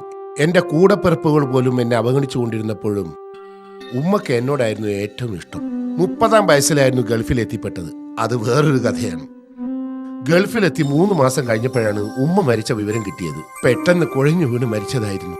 നാട്ടിലേക്ക് പോവാൻ കഴിഞ്ഞില്ല. അങ്ങനെ ആകെ ഉണ്ടായിരുന്ന സ്നേഹവും അതോടെ അവസാനിച്ചു. ഇനി ആർക്കു വേണ്ടി എന്തിനു വേണ്ടി ജീവിക്കണമെന്ന ചിന്തയുമായി കുറെ കാലം കഴിഞ്ഞു. ഏതായാലും 2 വർഷം കഴിഞ്ഞ് നാട്ടിലെത്തി. 32ാം വയസ്സിൽ ചില സുഹൃത്തുക്കളുടെ നിർബന്ധത്തിന് വഴങ്ങി കല്യാണവും കഴിച്ചു. അതും ഒരു 18കാരി പെണ്ണിനെ. പക്ഷെ എൻ്റെ എല്ലാ ആശങ്കകളും തകർത്തുകൊണ്ട് എല്ലാമായി അവൾ എൻ്റെ കൂടെ നിന്നു. വളരെ ചെറിയ ജോലിയുമായി ഗൾഫ് ജീവിതം തുടങ്ങിയ എനിക്ക് ഇന്ന് മാന്യമായി ശമ്പളം കിട്ടുന്ന ഓഫീസ് ജോലി ലഭിച്ചതിന് പിന്നിൽ പോലും അവളുടെ സ്വാധീനവും ഗൈഡൻസും ഉണ്ട്. അങ്ങനെ ജീവിതത്തിൻ്റെ എല്ലാ തലങ്ങളിലും അർത്ഥമുണ്ടാക്കി തന്ന എൻ്റെ ഭാര്യയേക്കാൾ വലുതായി എനിക്ക് ഈ ലോകത്തിൽ ഒന്നുമില്ല. കൂട്ടത്തിൽ അവൾ പ്രസവിച്ച എൻ്റെ 3 മക്കളും. അവരാണ് എൻ്റെ കുടുംബം. എൻ്റെ കുടുംബമാണ് എൻ്റെ ലോകം.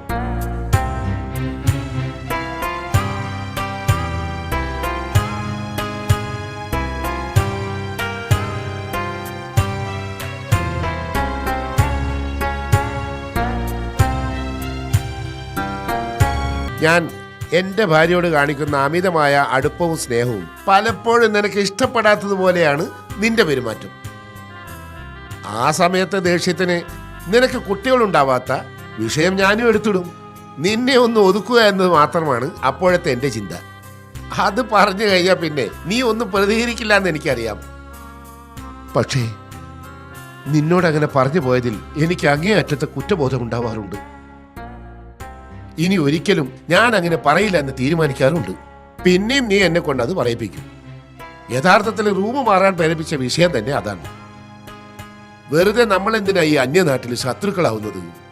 അബ്ബാസ്ക ഇപ്പോൾ പറഞ്ഞില്ലേ എനിക്ക് കുട്ടികളുണ്ടാവാത്ത കാര്യം ഞാൻ അബ്ബാസ്കയെ കൊണ്ട് പറയിപ്പിക്കുകയാണെന്ന്. അതുതന്നെയാണ് ശരി. എന്തിനാണെന്നറിയോ? എനിക്ക് എന്നെക്കുറിച്ച് കൂടുതൽ ബോധ്യപ്പെടാൻ വേണ്ടി. ഞാനെല്ലാം തികഞ്ഞവനല്ല എന്ന് മനസ്സിൽ ഉറപ്പിക്കാൻ വേണ്ടി. അതല്ലാതെ അബ്ബാസ്ക സ്വന്തം മക്കളെയും ഭാര്യയെയും എത്ര സ്നേഹിച്ചാലും എനിക്കെന്താ നഷ്ടപ്പെടാനുള്ളത്? അന്യനാട്ടിലായാലും സ്വന്തം നാട്ടിലായാലും എനിക്കാരുടെയും ശത്രു ആവാൻ കഴിയില്ല.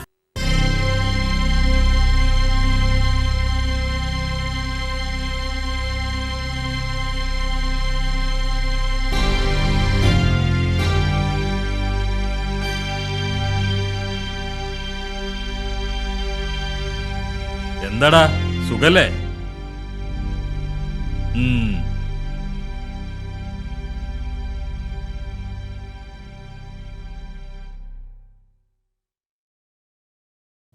എടാ കുഞ്ഞു, ആ പോണതാരാണെന്ന് നിനക്ക് മനസ്സിലായോ? ഇനി അയാള് വീട്ടിൽ വന്നാ കല്ലെടുത്ത് എറിയും ഞാൻ. അല്ല, ഇപ്പോഴും അയാൾ വരാറുണ്ടോ? ഇപ്പം വരാറില്ല. ഇനി അയാളോട് വീട്ടിൽ കയറരുതെന്ന് ഉമ്മ പറഞ്ഞിട്ടുണ്ട്. അത് നന്നായി. അതെ, ഉമ്മാനെ കൊണ്ട് ഞാൻ പറയിപ്പിച്ചതാ. ഞാൻ ഉപ്പാക്ക് ഫോൺ ചെയ്യുന്നു പറഞ്ഞപ്പോ ഉമ്മ ബേജാറായി. അങ്ങനെ തന്നെ വേണം. നമ്മുടെയൊക്കെ ഉപ്പമാര് ഗൾഫിലാ. അപ്പൊ പിന്നെ വീടിന്റെ ഉത്തരവാദിത്തം കുറെയൊക്കെ നമ്മൾ നോക്കണം. ഉപ്പമാരെ അയച്ചു തരുന്ന കാശ് അടിച്ചു പൊളിക്കാൻ ചെലവഴിക്കുന്നത് ഭയങ്കര തെറ്റാ. എന്റെ ചില ഫ്രണ്ട്സൊക്കെ അത്രയും അടിച്ചു പൊളിക്കാരാ. അവരൊക്കെ വാങ്ങുന്ന ഓരോ ഡ്രസ്സിന്റെ വില കേട്ടാലേ കണ്ണ് തള്ളിപ്പോവും. ഞമ്മക്കൊക്കെ ഉമ്മയാ ഡ്രസ്സ് വാങ്ങിത്തരല്. ഞാൻ അതിന്റെ വിലയൊന്നും നോക്കാറില്ല. അതൊക്കെ അറിയുന്നത് കൊണ്ടാ ഞാൻ പറഞ്ഞു തുടങ്ങിയത്. നമ്മുടെയൊക്കെ ഉപ്പമാര് ഗൾഫിൽ എത്രമാത്രം കഷ്ടപ്പെടുന്നുണ്ടെന്നറിയോ? ആ, അതൊക്കെ നിന്റെ ഉമ്മയാ നിങ്ങളെ പറഞ്ഞു പഠിപ്പിക്കേണ്ടത്. അല്ല, നിന്റെ ഉപ്പ അടുത്തെങ്ങാനും വരുന്നുണ്ടോ? അടുത്ത് തന്നെ വരും. ഇനി ഉപ്പ വന്നാലേ തിരിച്ചു പോകില്ലെന്നാ പറഞ്ഞത്. ഷോ, അത് ഭയങ്കര കഷ്ടമായി പോയി. അതെന്താ? ഉപ്പ നാട്ടിലുണ്ടാവുന്ന ഞമ്മക്കിഷ്ടം. പിന്നെ ഭയങ്കര ജോളിയാ. അതൊക്കെ ശരിയാ. നിന്റെ ഉപ്പ വരുമ്പോ എന്തൊക്കെ സാധനങ്ങളാ ഞങ്ങക്ക് കിട്ടാറ്. നിർത്തി പോന്നാ പിന്നെ അതൊക്കെ പോയില്ലേ. ശരിയാ. ഉപ്പ വന്നാലേ ഗൾഫിലേക്ക് തന്നെ പോവാൻ പറയാ. എടാ മണ്ട, ഞാൻ വെറുതെ ഒരു കോമഡി പറഞ്ഞതാ.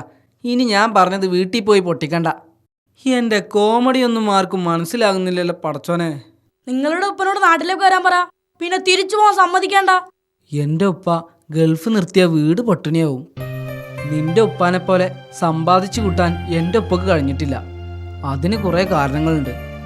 അതൊക്കെ എൻ്റെ ഉമ്മ എനിക്ക് പറഞ്ഞു തന്നിട്ടുണ്ട്. ഇനി ഞാൻ പഠിച്ച് നല്ലൊരു ജോലിയിൽ കയറി വീട്ടിലെ ചെലവൊക്കെ നോക്കാൻ തുടങ്ങിയിട്ട് വേണം ഉപ്പയെ നിർബന്ധിച്ച് നാട്ടിലേക്ക് വരുത്താൻ. പിന്നീടുള്ള കാലം ഉപ്പക്ക് വിശ്രമിക്കാൻ അവസരം കൊടുക്കണം.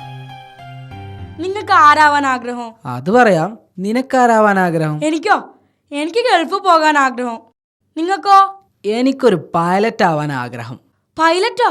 വിമാനം പറപ്പിക്കുന്ന? അതെ, അതാവുമ്പോ ഡെയിലി ഗൾഫിൽ പോയി വരാലോ.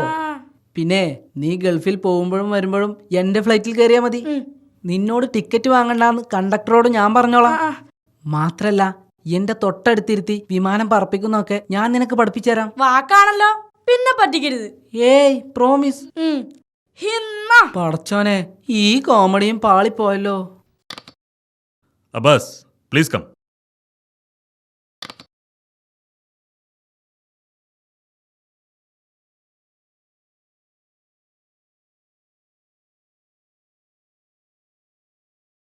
ആ പേപ്പർ ഇനിയും അയച്ചിട്ടില്ലേ? ഹെഡ് ഓഫീസിൽ നിന്ന് രണ്ടാമത്തെ വിള ഇപ്പോൾ വന്നത്. പേപ്പേഴ്സ് ഒക്കെ റെഡിയാണ്. ബാങ്കിലെ ക്ലിയറൻസ് കിട്ടിയാൽ ഉടനെ അയക്കാം. Okay, don't be late. ആ പിന്നെ നിങ്ങളുടെ പേപ്പേഴ്സൊക്കെ ശരിയാക്കി വെച്ചിട്ടുണ്ട്, പക്ഷേ അയച്ചിട്ടില്ല. ഫിനിഷ് ചെയ്യുന്ന കാര്യം ഒന്നുകൂടി ആലോചിച്ചിട്ട് പോരെ? You must be here in this office. അതുകൊണ്ടാണ് ഞാൻ ഒരുപാട് ആലോചിച്ചാൽ ഇവിടുന്ന് പോവാൻ കഴിയില്ല സാർ. 2-3 വർഷം കൂടി കഴിഞ്ഞാൽ ഈ കസേരയിൽ ഇരിക്കേണ്ട ആളാണ് നിങ്ങൾ. അതിന്റെ ബെനിഫിറ്റ് ഞാൻ നിങ്ങൾക്ക് പറഞ്ഞു തരണോ? എല്ലാം എനിക്കറിയാം. അതിനേക്കാൾ വലുതാണ് എനിക്ക് എൻ്റെ തിരിച്ചുപോക്ക്. ഓക്കെ, തീരുമാനത്തിന് മാറ്റമില്ലെങ്കിൽ പേപ്പേഴ്സ് ഇന്ന് തന്നെ ഞാൻ അയക്കാം. പരമാവധി ആനുകൂല്യങ്ങൾ കിട്ടാൻ ഞാൻ റെക്കമെൻഡ് ചെയ്തിട്ടുണ്ട്. Thank you sir.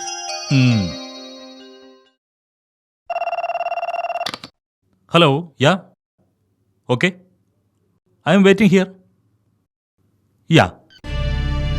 ഈ പേപ്പേഴ്സ് എല്ലാം ഫോർവേഡ് ചെയ്തത് നീയല്ലേ? അതെ, എന്ത് പറ്റി? അത് റിട്ടേൺ വന്നു. സോറി, ഞാൻ ഒന്നുകൂടി വെരിഫൈ ചെയ്യട്ടെ. വെരിഫിക്കേഷൻ കഴിഞ്ഞിട്ട് ഇനി എന്നാ? ഇന്ന് 6:30 മുമ്പേ ഇത് ഹെഡ് ഓഫീസിൽ എത്തേണ്ടതാ, അറിയോ? ഐ എം വെരി സോറി, ഞാൻ ഉടനെ ശരിയാക്കാം. ഉടനെ ശരിയാക്കണം. ഇന്ന് തന്നെ ക്ലിയറൻസ് കിട്ടണം. ചെയ്യുന്ന ജോലിയിൽ കുറെ കൂടി ശ്രദ്ധയും സൂക്ഷ്മതയും ഉണ്ടാക്കിയെടുക്കണം രണ്ടുപേരും. എന്നാലേ ഉയരാൻ പറ്റൂ. കാലാകാലവും ഒരു ജീവിത മാർഗമായി ഈ ഗൾഫിനെ കാണണ്ട. അത്യാവശ്യം ജീവിക്കാനുള്ള വക ഉണ്ടാക്കിയെടുത്ത് എത്രയും പെട്ടെന്ന് നാട് പിടിക്കാൻ നോക്കണം രണ്ടാളും. അതിന് ആദ്യം ചെയ്യേണ്ടത് നിങ്ങൾ രണ്ടുപേരുടെയും ഈഗോ ഉണ്ടല്ലോ, അത് അവസാനിപ്പിക്കണം. എനിക്ക് ആരോടും ഒരു വിരോധമില്ല. ബാങ്കിൽ പോകുന്നതിന് മുമ്പ് തന്നെ നിനക്ക് ആ ഫയൽ വെറുതെ ഒന്ന് ചെക്ക് ചെയ്യാമായിരുന്നില്ലേ? ആ, ഇത് തന്നെയാ പ്രശ്നം. ഇനി സംസാരിച്ച് സമയം കളയണ്ട. 6:30 മുമ്പ് ഈ സാധനം ഫാക്സ് ആയി മെയിൻ ഓഫീസിൽ എത്തിയിരിക്കണം. രണ്ടാളും കൂടി എന്റെ നാട്ടിൽ പോക്ക് കുളമാക്കല്ലേ മക്കളെ. ഞാനേ ഭാര്യയും കുട്ടികളും ഒത്ത് ബാക്കിയുള്ള കാലം സുഖമായി നാട്ടിൽ കഴിഞ്ഞുകൂടാൻ മനസ്സുകൊണ്ട് കൊതിച്ചുപോയി. അതുകൊണ്ടാ.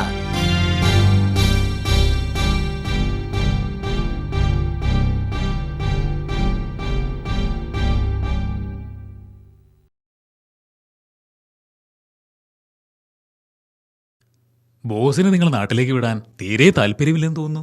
ഹാ, അതെനിക്ക് മനസ്സിലായി. എന്റെ റിക്വസ്റ്റ് ഇതുവരെ ഫോർവേഡ് ചെയ്തിട്ടില്ല. ഒരു 6 മാസം കൂടി ലീവ് തരാൻ പറയേ. എന്നാ കുറച്ചു നേരം കൂടി ഇവിടെ പിടിച്ചു നിൽക്കാം. വെറുതെ എന്തിനാ ഒരു 4-5 ലക്ഷം രൂപ കളയുന്നത്? മനുഷ്യരെ ഒരു കാലത്തും കിട്ടിയത് മതിയെന്ന് തോന്നൂല. എനിക്ക് ഇത്ര മതി. 15 വർഷം ഏതായാലും നഷ്ടപ്പെട്ടു. ഇനിയെങ്കിലും ഒരു ഗൃഹനാഥനായി ഭാര്യയോടും മക്കളോടുമൊപ്പം കഴിഞ്ഞുകൂടണം. Okay okay okay. ഹലോ. ആ, അപ്രൂവ് ആക്കി വെച്ചിട്ടുണ്ട്. ഓക്കെ.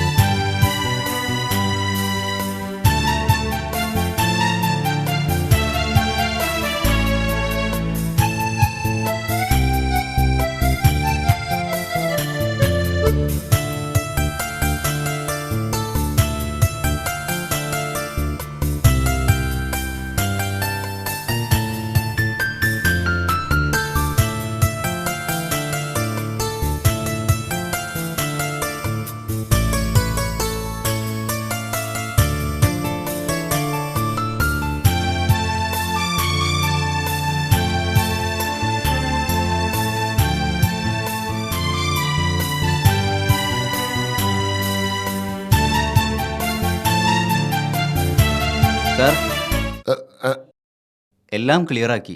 ഓ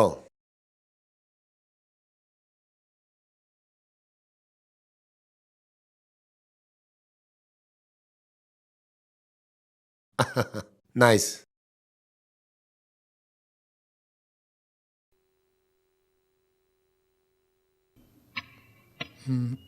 പിടിച്ചോ.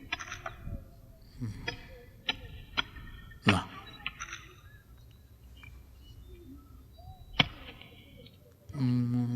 എന്നാ. ആ എന്നാ. എന്താ മുതലാളി 450? ഒരാഴ്ച മുഴുവൻ പണിയെടുത്തിട്ട് 3 ദിവസത്തെ കൂലിയോ? ആ അത് മതി. നിനക്ക് കൂലി മുഴുവൻ തന്നാലേ നാളെ മുതൽ നീയൊന്നും പണിക്ക് വരില്ല. അതുകൊണ്ടാ. എന്നിട്ട് ഓൾക്ക് 500 കൊടുത്തല്ലോ. ഞങ്ങൾക്ക് എന്താ 450? അവരിവിടെ രാവിലെ വന്നാലേ വൈകുന്നേരം വരെ പണിയെടുക്കും. നീയെ കൂടെ വന്നാലേ റെസ്റ്റ് അല്ലേ, റെസ്റ്റ്. ആ വിട്ടോ വിട്ടോ വിട്ടോ വിട്ടോ. ആഹാ. ഗുണം പിടിക്കലിങ്ങൊന്നൊരു കോലത്തും ഈ കൊല്ലം ഒരൊറ്റ വായം കൊലക്കാതെ പോട്ടെ. കീടബാധ. അയ്യോ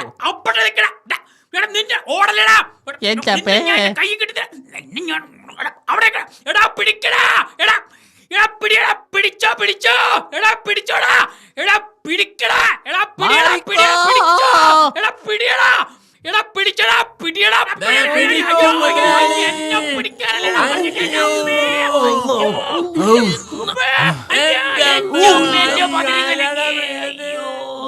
എന്നെ പിടിക്കാനല്ലടാ ഞാൻ പറഞ്ഞത്. മായിക്കുട്ടിയെ അവലെ പോയി പിടിയവനെ, മോയിക്കുട്ടിയെ ഇതിലെ പോയി പിടിയവനെ.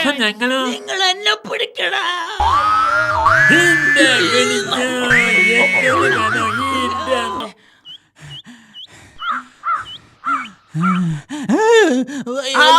കള്ളൻ കള്ളൻ ഓടിവാ ഓടിവാ. അമരണ്ട ഞാൻ എന്നെ തല്ലാൻ കൊല്ലാൻ വന്നല്ല.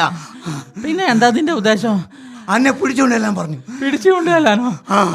ആര്? മാത്തുക്കുട്ടി മുതലാളി. മാത്തുക്കുട്ടി മുതലാളിയോ?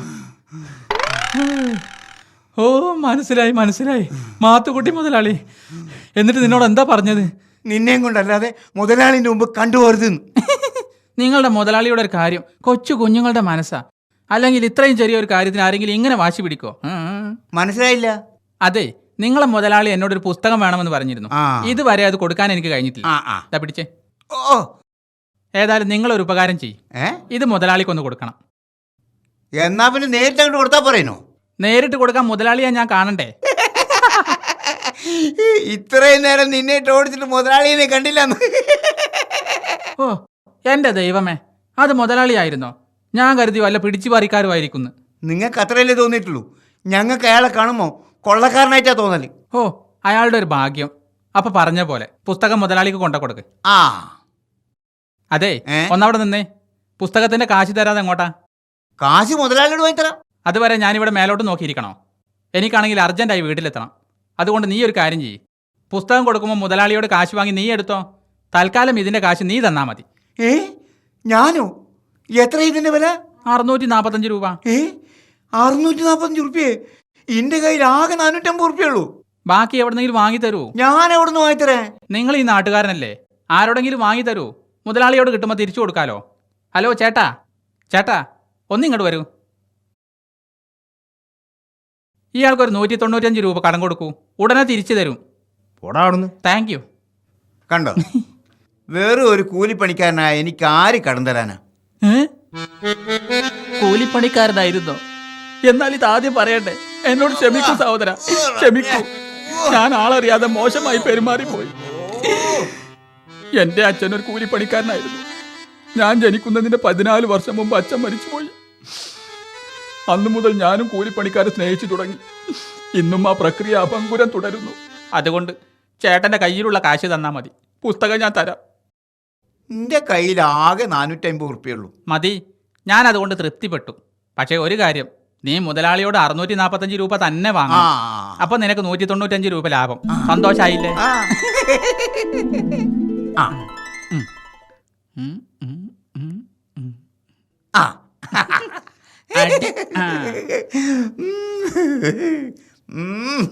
എന്ത് നല്ല മനുഷ്യൻ. എനക്ക് വെറുതെ 195 റുപ്യ കിട്ടി. ആ പരട്ട പുസ്തകാരെ പിടിച്ചോണ്ടിരാൻ വന്നിട്ടേ നീ ഇവിടെ നീ ഇളിക്ക. മുതലാളിക്ക് എന്തിനാ മോനെ? നമുക്ക് കാര്യം നടന്നാ പോരെ? എന്ത് കാര്യം? മുതലാളി ഒരു 645 റുപ്യ എടുക്ക്. മുതലാളി ബോധം കിടന്ന് കാഴ്ച കാണിച്ചു തരാം. നീ കാര്യം തെളിച്ചു പറ, അല്ലെങ്കിൽ നിന്റെ ചങ്ക്യാൻ കലക്കും. ഇതിനല്ലേ മുതലാളി ഒരു തിരക്ക്.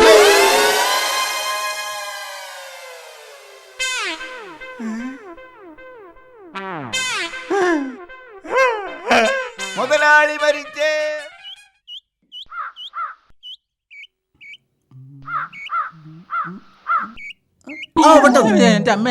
എന്താ പ്രശ്നം? എന്താ പ്രശ്നം? നിങ്ങൾ ആരാ? ഞാനോ? എന്നെ പിടിച്ചു കൊണ്ട് ചെല്ലാൻ പറഞ്ഞിട്ടുണ്ട് മുതലാളി.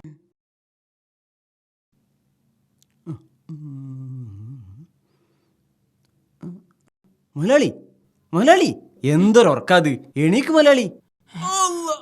കേട്ട് അങ്ങനെ മുതലാളി, അവനെ ഞാൻ ഓടിച്ചിട്ട് പിടിച്ചു. മുതലാളി എന്നെ ഏൽപ്പിച്ച പണി ഞാൻ ഭംഗിയാക്കിയാ വന്നത്. ദാ ഒരു 645 റുപ്യ എടുത്തു.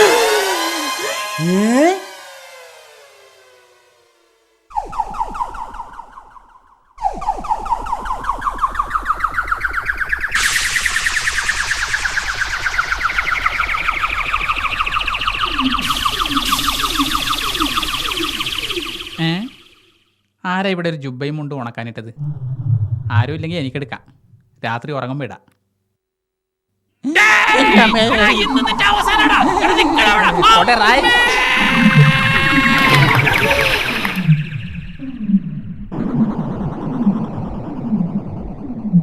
ഇനി പുസ്തകം വേണേൽ ആളെ വിട്ടാ മതി, നേരിട്ട് വരണ്ട. എവിടെ അബ്ബാസെ നീ? പണ്ടൊക്കെ വെള്ളിയാഴ്ചയെങ്കിലും ഒന്ന് കാണാൻ കിട്ടുമായിരുന്നു. ഇപ്പൊ അതുമില്ല. ഇപ്പോ ഞാൻ വേറൊരു പള്ളിയിലാ ജൊമാക്ക് പോവാറ്. അതെന്തിന്? വെള്ളിയാഴ്ച പുതിയൊരു പാർട്ട് ടൈം ജോലി ശരിയായി കിട്ടിയിട്ടുണ്ട്. മാസത്തിൽ ഒരു 500 റിയാൽ അങ്ങനെയും കിട്ടും. എന്തിനാ അബ്ബാസ് എങ്ങനെ കടന്നു മരിക്കണത്? എനിക്കിതൊക്കെ ഒരു രസമാണ് മാനു. ഞാൻ ഒറ്റ തടിയായിരുന്നെങ്കിൽ ഇങ്ങനെ റിസ്ക് എടുക്കില്ലായിരുന്നു.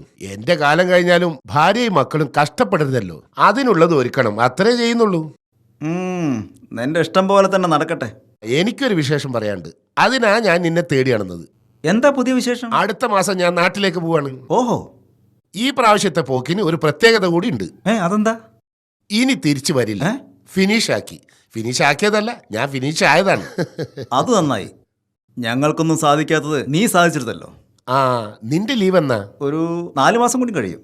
എന്നാലേ എന്ത് ചെയ്തിട്ടാണേലും വേണ്ടില്ല, 2 മാസത്തിനുള്ളിൽ നീ നാട്ടിലെത്തണം. അതെന്തിനാ? ഞാനൊരു വലിയ വീടുണ്ടാക്കി താമസം അങ്ങോട്ട് മാറ്റി എന്നല്ലാതെ കുടിയിരിക്കലും നടത്തിയിട്ടില്ല എന്ന് നിനക്കറിയാലോ. ഈ പ്രാവശ്യം നാട്ടിൽ ചെന്ന 2-3 ആഴ്ചക്കുള്ളിൽ കുടിയിരിക്കൽ ഗംഭീരമായിട്ട് നടത്തണം. കുടുംബക്കാരും നാട്ടുകാരും എല്ലാം ഒരുമിച്ച് എൻ്റെ വീട്ടുമുറ്റത്തിരുന്ന് സന്തോഷം കൈമാറുന്നത് എനിക്ക് കാണണം. എൻ്റെ തൊട്ട അയൽവാസി എന്ന നിലക്ക് നീ അവിടെ ഇല്ലാതിരിക്കുന്നത് അതൊരു വലിയ പോരായ്മയല്ലേ?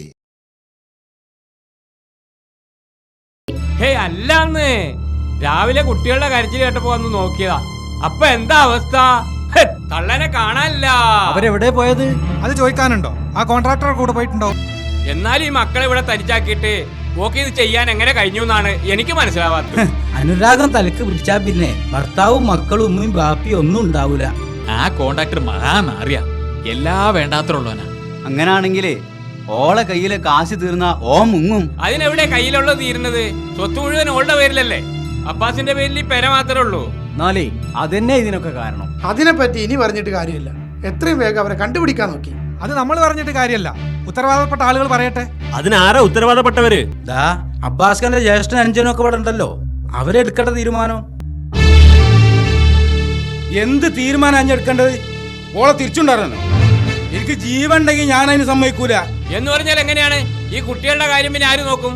കുട്ടികളുടെ കാര്യം എത്തിങ്ങാനൊക്കെ നോക്കിക്കോളും. അത് നിങ്ങളാരും ബേജാറാവണ്ട. പിന്നെ നിങ്ങൾ എന്തിനാ അബ്ബാസ്ഖാന്റെ ജ്യേഷ്ഠൻ അനുജനാന്ന് പറഞ്ഞ് നടക്കുന്നത്? ഞങ്ങൾക്കേ ഇവരെ മാത്രം നോക്കി നടന്നാ പോരാ.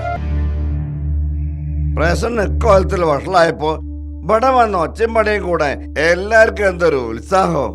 ഇത്രയും കാലം ആ വഷളെ ഇവിടെ കയറി വന്നപ്പോ എവിടെയായിരുന്നു ഈ അയൽവക്കക്കാരൊക്കെ? നിങ്ങളൊക്കെ മൂക്കിന് ചോട്ടിൽ കൂടെ അല്ലായിരുന്നു ഓൻ അങ്ങോട്ടും ഇങ്ങോട്ടും പോയിരുന്നത്?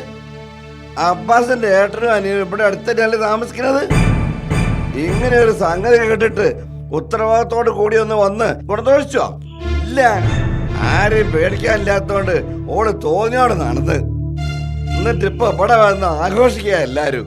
നല്ലോണാണെങ്കിൽ ആണായിട്ടൊരു ഒറ്റ അയൽവാസി മതി, അടുത്ത വീട്ടിലൊരു അനിഷ്ടം സംഭവിക്കൂല. അങ്ങനെ ഒരു കാര്യം ചെയ്യാതെ ഇപ്പൊ അവിടെ നിന്ന് നായാട്ട് നടത്തുക. ഓ അത് ശരി, നിങ്ങളിപ്പോ നമ്മളെ നേരെ കുതിരേറി ഓളുടെ ഒപ്പം സൈഡ് നിൽക്കണാരെ ഞമ്മക്ക് മനസ്സിലായില്ല. ഞാനിപ്പൊ പറഞ്ഞെന്ന് അതാ എനിക്ക് മനസ്സിലായത്. ആ ഭക്ഷണേ എന്റെ പേരിന് മുമ്പിൽ കൂടെ അല്ലേ ഇങ്ങോട്ട് വന്നിരുന്നത്. എന്നിട്ട് ഇന്ന് വരെ ഈ അവനോട് പറഞ്ഞോ ചുറ്റോട്ട് തന്നെ കണ്ടുപോകരുതെന്ന്? വേണ്ട, ഒന്നിന് മാത്രം മുതൽ 2 ആമക്കളുണ്ടല്ലോ ആൾക്ക്. ഓൻ എന്താ ചെയ്തത്? പിന്നെ അബ്ബാസിന്റെ ഏട്ടനും അഞ്ചനും ഇതാ ഇവിടെ. ഓന് വരട്ടെ, ഓൻ എന്താ ചെയ്തതെന്ന്. അപ്പൊ ചെയ്യേണ്ടവരും ഇടപെടേണ്ടവരും അത് ചെയ്യാതെ ഒരേ രാത്രി നിന്ന് ഒളിഞ്ഞു നോക്കി രസിച്ചു. എന്നിട്ട് ഇപ്പൊ ഇവിടെ വന്ന് കസറ. എന്തൊരു ധാർമ്മിക രോഷം. അതുകൊണ്ട് കുട്ടികളെ വിചാരിച്ചിട്ടെങ്കിലും വലിയ ഭർത്താനം നിർത്തി എല്ലാരും ഒന്ന് പോകാൻ നോക്കി.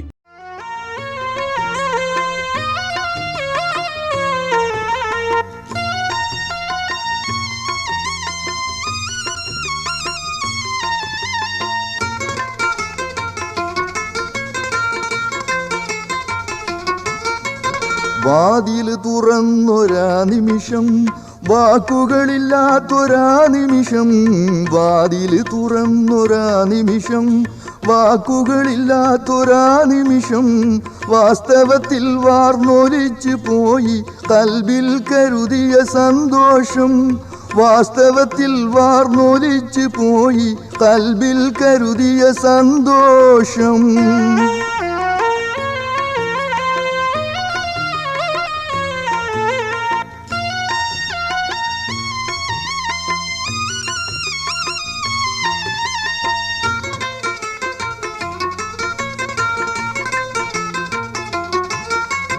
വീട്ടിലെ വ്യക്തികളെല്ലാരും, വീട്ടിൽ വന്ന അയൽക്കാരും കാട്ടിക്കൂട്ടുന്നു വെപ്രാളം. നാവനക്കുന്നില്ല ആരാരും. തുറിച്ചു നോക്കുന്നെല്ലാവരും, തരിച്ചു നിൽക്കുന്നെല്ലാവരും. മരിച്ചു പോയോ വീട്ടിൽ തൻ്റെ ബന്ധുജനങ്ങൾ വല്ലവരും. മരിച്ചു പോയോ വീട്ടിൽ തൻ്റെ ബന്ധുജനങ്ങൾ വല്ലവരും. തിക്കി തിക്കി ചോദിച്ചപ്പോൾ,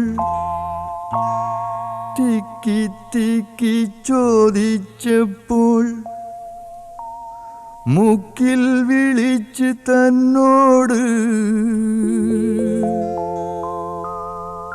വിക്കി വിക്കി തക്കം നോക്കി ആരോ പറഞ്ഞു പിന്നീട്. തിക്കി തിക്കി ചോദിച്ചപ്പോൾ മുക്കിൽ വിളിച്ച് തന്നോട് വിക്കി വിക്കി തക്കം നോക്കി ആരോ പറഞ്ഞു പിന്നീട്.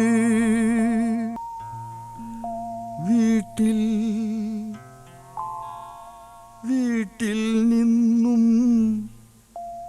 പെട്ടെന്നൊരു നാൾ, വീട്ടിൽ നിന്നും പെട്ടെന്നൊരു നാൾ കെട്ടിയോളെങ്ങോ പോയി.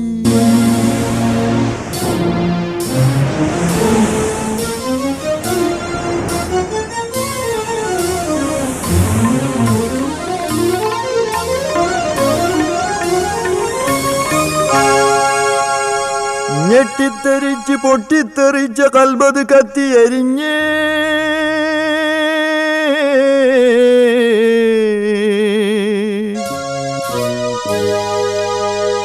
പൊട്ടിപ്പുളച്ച് പൊട്ടിച്ചിരിച്ച സ്വപ്നങ്ങൾ വെന്തു കരിഞ്ഞേ. കെട്ടിപ്പിടിച്ച് പൊട്ടിക്കരഞ്ഞു പിടയുന്നു 3 മക്കൾ.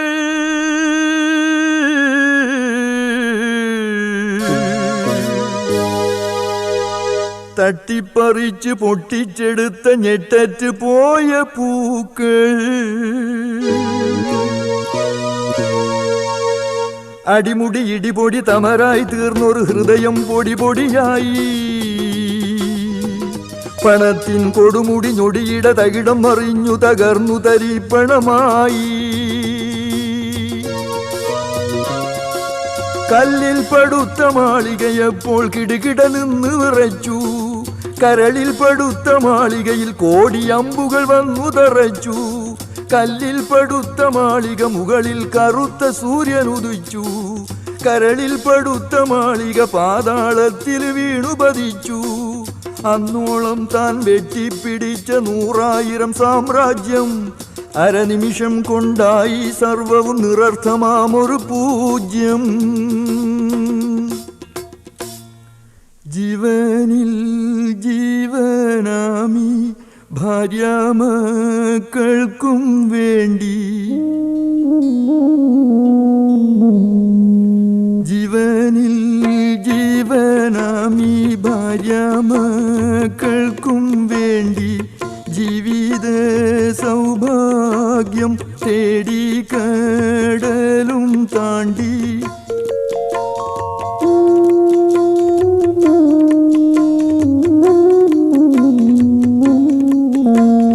ഉടലും ഉയിരും മുഴുവൻ ഊർജവും ചിലവഴിച്ച് ഉരുകിയോലിക്കും ഉഷ്ണ ഭൂമിയിൽ നാൾ കഴിച്ച്.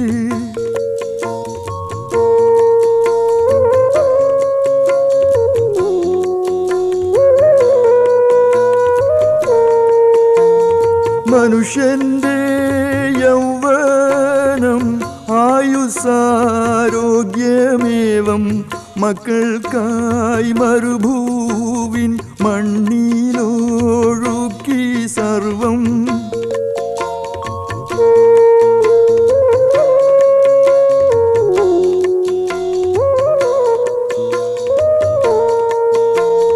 പുതിയൊരു ജീവിത ലക്ഷ്യം മനസ്സിൽ കൊണ്ട് പുലരുവോളം ഭാര്യ മക്കളെ സ്വപ്നം കണ്ട്.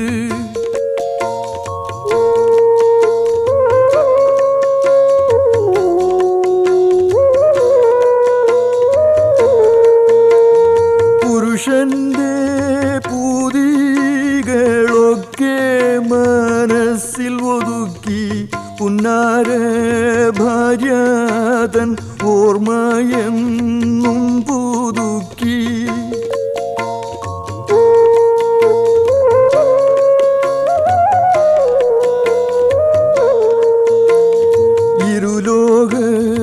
ഇരുലോകത്തേക്കുമുള്ള ഭാര്യ അവളായിരുന്നു.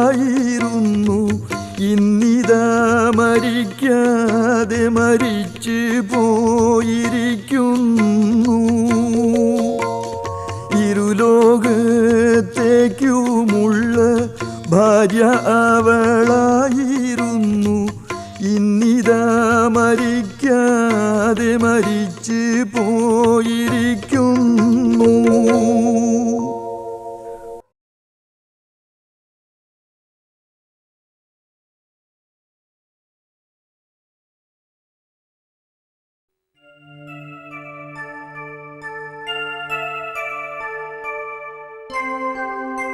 വേങ്ങട് വാ, ഒന്ന് വേങ്ങട് നടക്ക്.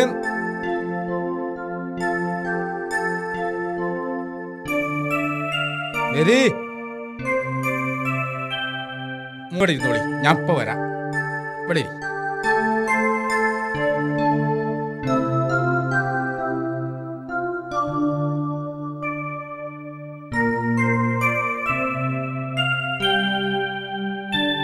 അസ്സലാമു അലൈക്കും. വാലേക്കും അസ്സലാം. വരൂ.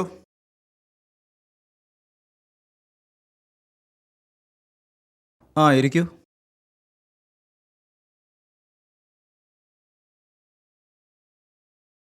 എന്താ വിഷയം? പറഞ്ഞോളൂ. ഞാൻ ഈ അനാഥശാലയിൽ കുട്ടികളെ ചേർക്കാൻ വന്നതാ. ഈ വർഷത്തെ അഡ്മിഷനൊക്കെ നേരത്തെ തന്നെ കഴിഞ്ഞു പോയല്ലോ. ഇനി അടുത്ത വർഷം പരിഗണിക്കാം.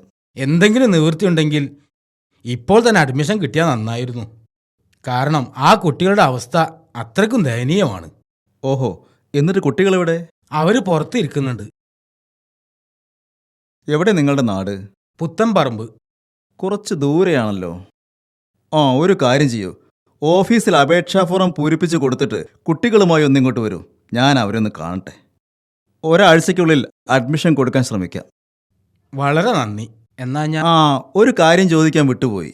ഈ കുട്ടികളുടെ ഉപ്പയാണോ ഉമ്മയാണോ മരിച്ചത്? അത് പിന്നെ എന്താ? രണ്ടാളും മരിച്ചിട്ടില്ല, പക്ഷേ മരിച്ചതിന് തുല്യാണ്. അതൊരു വലിയ കഥയാണ്. പക്ഷെ പുറത്ത് പറയാൻ എനിക്ക് ചില ബുദ്ധിമുട്ടുകളുണ്ട്. ഓക്കെ, പറയാൻ ബുദ്ധിമുട്ടാണെങ്കിൽ വേണ്ട. പക്ഷേ മറ്റൊരു പ്രശ്നം ബാക്കിയുണ്ട്. സ്ഥാപനത്തിൻ്റെ സാമ്പത്തിക പ്രയാസം കാരണം 2-3 വർഷമായി അനാഥ കുട്ടികളെ മാത്രമേ അഡ്മിറ്റ് ചെയ്യുന്നുള്ളൂ. മുമ്പൊക്കെ പാവപ്പെട്ട അനാഥകളല്ലാത്തവരെയും പരിഗണിച്ചിരുന്നു. ആ നിലയ്ക്ക് ഈ കുട്ടികളുടെ അഡ്മിഷൻ പ്രയാസമായിരിക്കും. പിന്നെ കുട്ടികളുടെ ചെലവ് സ്പോൺസർ ചെയ്യാൻ ആരെങ്കിലും ഉണ്ടെങ്കിൽ പരിഗണിക്കാം. എന്ന് വെച്ചാൽ ഒരു കുട്ടിക്ക് ഒരു മാസത്തേക്ക് 900 രൂപയോളം സ്പോൺസർഷിപ്പ് സംഖ്യ നൽകാൻ ഒരാൾ തയ്യാറാവണം. അല്ല, ചോദിക്കാൻ വിട്ടു, നിങ്ങൾ ഈ കുട്ടികളുടെ? എൻ്റെ അനിയൻ്റെ മക്കളാണ്. ഓഹോ, നിങ്ങൾക്കെന്താ ജോലി? ഞാനൊരു വില്ലേജ് ഓഫീസറാണ്. അങ്ങനെയാണെങ്കിൽ ഇവരെ നിങ്ങൾക്ക് തന്നെ നോക്കാമല്ലോ. യഥാർത്ഥത്തിൽ ഇവർ നിങ്ങൾക്ക് മക്കളെപ്പോലെ തന്നെയല്ലേ? അതൊക്കെ ശരിയാണ്, പക്ഷേ നിങ്ങൾ നിങ്ങളുടെ ബാധ്യതയിൽ നിന്ന് ഒഴിഞ്ഞു മാറുകയാണെന്നാണ് എനിക്ക് തോന്നുന്നത്. അങ്ങനെയല്ല. എങ്കിൽ നിങ്ങൾ തന്നെ ഈ കുട്ടികളുടെ സ്പോൺസറാകൂ. അല്ലെങ്കിൽ യഥാർത്ഥത്തിൽ എന്താണ് സംഭവിച്ചെന്ന് പറഞ്ഞു തരൂ. ഞാനൊന്ന് ആലോചിച്ചിട്ട് പിന്നെ വരാം. ഓക്കെ.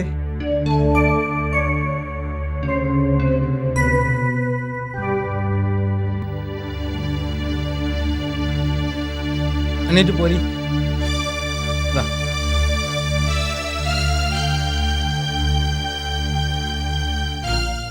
എന്നാ പിന്നെ സ്പോൺസർ ചെയ്യാന്ന് നിനക്ക് പറഞ്ഞുകൂടായിരുന്നോ? സ്പോൺസർ ചെയ്യാന്ന് തൊള്ളോണ്ട് പറഞ്ഞിട്ടൊന്നും കാര്യമല്ല. ഒരു കുട്ടിക്ക് 900 റുപ്യ വെച്ചിട്ട് 3 കുട്ടികൾക്ക് 2500 റുപ്യ മാസം എണ്ണി അങ്ങോട്ട് കൊടുക്കണം. വേണ്ട, അനക്കും സ്പോൺസർ ചെയ്തൂടെ? ഇനി അതും വേണ്ട, പകുതി പൈസ തരാൻ ഈ തയ്യാറാണോ? ഞാൻ അബ്ബാസിന്റെ ജ്യേഷ്ഠനാണെങ്കിൽ ഈ അബ്ബാസിന്റെ അനിയനാ. ബാധ്യത രണ്ടാൾക്കും തുല്യാണ്. എന്താ 1350 റുപ്യ മാസം തരാൻ ഈ തയ്യാറാണോ? അത്ര വലിയ സംഖ്യ ഒന്നും നിൽക്കാൻ എനിക്ക് കഴിയൂല. അതന്നെ ഞാൻ പറഞ്ഞത്. 1350 റുപ്യ പോയിട്ട് മാസം മുടക്കാൻ 100 റുപ്യ തരാൻ എന്നെ കൊണ്ട് കഴിയൂല. അതെനിക്കറിയാം.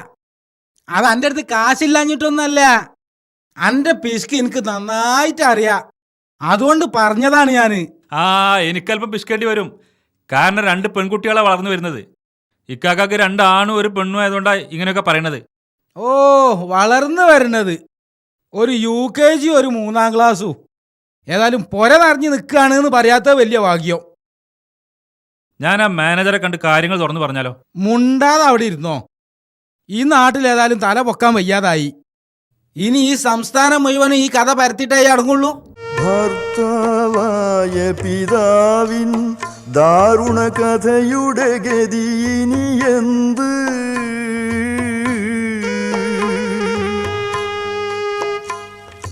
ഭാവിയും ഭൂതവും നഷ്ടപ്പെട്ട അയാൾക്കിപ്പോൾ മുഴുഭ്രാന്ത്.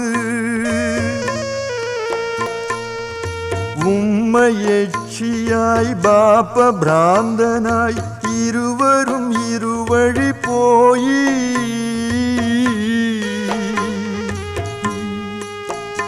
ഇനി ആർക്കറിയാം ഈ പാവം മക്കളുടെ നാളത്തെ ദാരുണ ഭാവി? ഇനി ആർക്കറിയാം ഈ പാവം മക്കളുടെ നാളത്തെ ദാരുണ ഭാവി?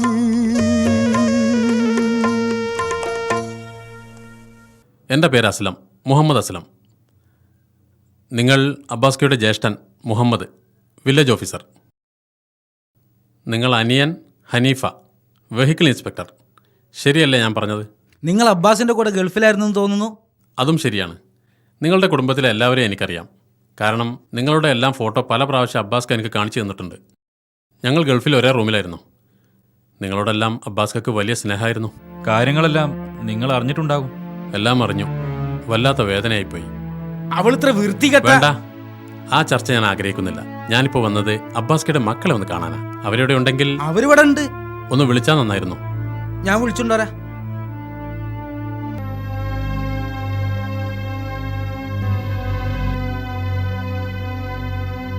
നിന്റെ ജ്യേഷ്ഠനോട് പറയാൻ പറ്റാത്തൊരു കാര്യം നിന്നോട് പറയാം. ജ്യേഷ്ഠൻ അബ്ബാസ്കയുടെ ഭാര്യയെക്കുറിച്ച് നേരത്തെ വൃത്തികെട്ട എന്ന് പറഞ്ഞു തുടങ്ങിയല്ലോ. ബാക്കി എന്തായിരിക്കുമെന്ന് ഞാൻ ഊഹിച്ചു. എൻ്റെ ഒരു ചോദ്യത്തിന് നിങ്ങൾ രണ്ടാൾ ഉത്തരം കണ്ടെത്തണം. അബ്ബാസ്കയുടെ കുടുംബത്തിൻ്റെ സുരക്ഷ്യത്തിനായി സഹോദരന്മാർ എന്ന നിലക്ക് നിങ്ങൾ എന്ത് ചെയ്തു? ഇടയ്ക്കൊക്കെ ആ വീട്ടിൽ ചെന്ന് കാര്യങ്ങൾ അന്വേഷിച്ചുകൊണ്ടിരുന്നെങ്കിൽ ഇതൊന്നും സംഭവിക്കില്ലായിരുന്നു. ചോദിക്കാനും പറയാനും ആളുണ്ടെന്ന് കണ്ടാൽ അനിഷ്ട സംഭവങ്ങൾ പലതും ഉണ്ടാകുമായിരുന്നില്ല. അപ്പോ ഇതിലെ ഒന്നാം പ്രതി നിന്റെ ജ്യേഷ്ഠനും രണ്ടാം പ്രതി നീ എന്ന അനിയനുമാണ്. അത് ശരി. ഇക്കാന്റെ ഗൾഫിലെ ഫ്രണ്ട്ഷിപ്പിന്റെ പേരും പറഞ്ഞ് ഇവിടെ വന്ന് ഞങ്ങൾക്കിട്ട് കുതിര കയറുക. ബഹളം വേണ്ട, ആള് കൂടും. ആള് കൂടിയാൽ പിന്നെ ഞാൻ നന്നായി ഒന്ന് ഷൈൻ ചെയ്യും. ഈ നാട്ടുകാർക്ക് നിങ്ങളെക്കുറിച്ച് നല്ല അഭിപ്രായമില്ലാത്തതുകൊണ്ട് അവരെല്ലാം എൻ്റെ ഭാഗത്തായിരിക്കുമെന്നാണ് ഞാൻ പ്രതീക്ഷിക്കുന്നത്. അതുകൊണ്ട് ഒരു കാര്യം കൂടി പറഞ്ഞ് ഞാൻ അവസാനിപ്പിക്കാം. കൈക്കൂലി വാങ്ങി വീട് മോടി കൂട്ടുന്നതും ആ കാശ് കൊണ്ട് ഭാര്യക്കും മക്കൾക്കും ഭക്ഷണം വാങ്ങിക്കൊടുക്കുന്നതും ഒക്കെ വൃത്തികെട്ട ഏർപ്പാടുകൾ തന്നെയാണ്. ഏതെങ്കിലും നേർച്ചപ്പെട്ടിയിൽ 5 രൂപ ഇട്ടാൽ മായ്ക്കാൻ കഴിയുന്നതല്ല ആ വൃത്തികേട്. ജ്യേഷ്ഠനോടൊന്ന് പറഞ്ഞു കൊടുക്കണം. Vehicle inspector. എന്തിനാ ശമ്പളം? കിമ്പളം തന്നെ പോരെ.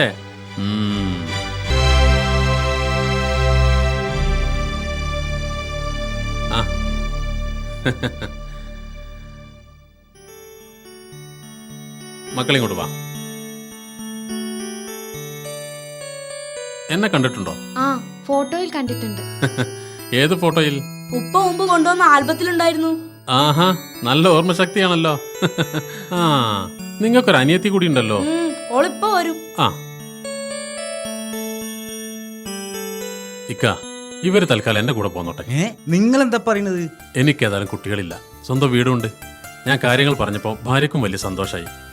നിങ്ങൾക്ക് ഈ ജോലി തിരക്കും മറ്റു ചുറ്റുപാടുകളുമായി ഇവരെ വേണ്ടത്ര ശ്രദ്ധിക്കാൻ സമയം കിട്ടിയെന്ന് വരില്ല. എന്നാലും ഇവര് എനിക്ക് മക്കളെ പോലെ തന്നെ അല്ലേ? ഒന്നുമില്ലെങ്കിലും എന്റെ ചോര തന്നെയല്ലേ ഇവര്. അതൊക്കെ എനിക്ക് അറിഞ്ഞൂടെ? നിങ്ങളുടെ അനിയന്റെ മക്കൾ എന്ന് പറഞ്ഞാൽ നിങ്ങളുടെ മക്കൾ തന്നെയല്ലേ? പിന്നെ നിങ്ങൾക്ക് എപ്പോഴെങ്കിലും ഇവരൊന്ന് കാണാൻ തോന്നിയാൽ ഒന്ന് വിളിച്ചാൽ മതി. ഇതാ നമ്പർ. നിങ്ങൾ എന്തൊക്കെ പറഞ്ഞാലും ഈ മക്കളെ ഞങ്ങൾ വിട്ടു തരൂല. ഇവിടെ വരി, ഞാനൊന്ന് പറഞ്ഞോട്ടെ. ആ മോളു വാ. എവിടെ ആയിരുന്നു? പിന്നെ എന്താ നിന്റെ ഉദ്ദേശം? ആ ജന്തുക്കളെ ഇവിടെ നിർത്താനാ? നിനക്ക് വല്ല ഭ്രാന്തും ഉണ്ടോ? ഞാനിതൊക്കെ വെറുതെ അഭിനയിക്കല്ലേ. എന്നാലേ അഭിനയിച്ച് ഓവറാക്കണ്ട. അവൻ ആളല്പം പിശക. അത് ഞാൻ പിന്നെ പറഞ്ഞുതരാം. ഇപ്പൊ അവരെ കയറ്റി വിടാൻ നോക്ക്. പെട്ടെന്ന് അവരെ കയറ്റി വിട്ടാല് നമുക്ക് സ്നേഹമില്ലാന്ന് അവന് തോന്നൂലേ? എന്നാ നീ ഒരു കാര്യം ചെയ്യേ, പോയി നിന്റെ സ്നേഹം മുഴുവൻ തുറന്നു കാണിക്ക്. ഞാൻ അപ്പുറത്തുണ്ടാവും. ഓ, സ്നേഹസമ്പന്നനായ ഒരാള്.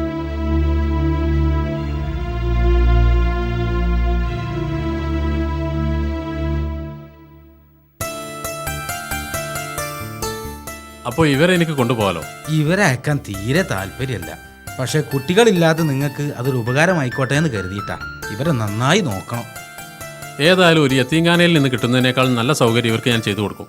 അങ്ങനെയൊക്കെ ആണെങ്കിലും ഈ കുട്ടികളുടെ സമ്മതമില്ലാതെ ഇവരെ ഞാൻ കൊണ്ടുപോവില്ല.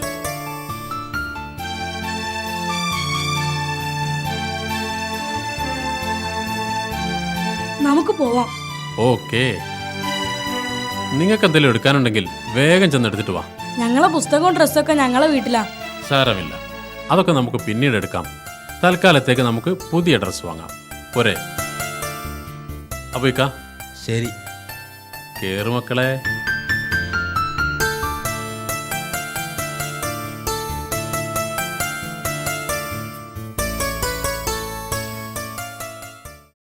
വിവരങ്ങളെല്ലാം ഞാൻ അറിഞ്ഞു. ഈ കാര്യങ്ങൾ അന്ന് തന്നെ നിങ്ങൾക്ക് എന്നോട് പറയാമായിരുന്നു. ഈ കഥകളൊക്കെ എങ്ങനെ പുറത്തൊരാളോട് പറയാ? പുറത്ത് മുഴുവൻ പറഞ്ഞു നടക്കണമെന്നല്ല ഞാൻ ഉദ്ദേശിച്ചത്. എന്നോട് പറഞ്ഞിരുന്നെങ്കിൽ കുട്ടികൾ അവിടെ നിർത്താനുള്ള ഏർപ്പാടുകൾ ഞാൻ ചെയ്യുമായിരുന്നു. എന്നാൽ ഈ വരവൊഴിവാക്കാമായിരുന്നു.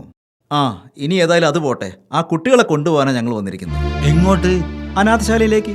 ഇനി അതിന്റെ ആവശ്യമുണ്ടെന്ന് തോന്നുന്നില്ല. അതെന്താ? കുട്ടികളെ കഴിഞ്ഞ ആഴ്ച ഒരാൾ വന്നിട്ട് കൂട്ടിക്കൊണ്ടുപോയി. കൂട്ടിക്കൊണ്ടുപോയെന്നോ? ആര്? ഞാനൊരു നമ്പർ തരാം, അതിൽ വിളിച്ച വിവരം കിട്ടും. ദാ.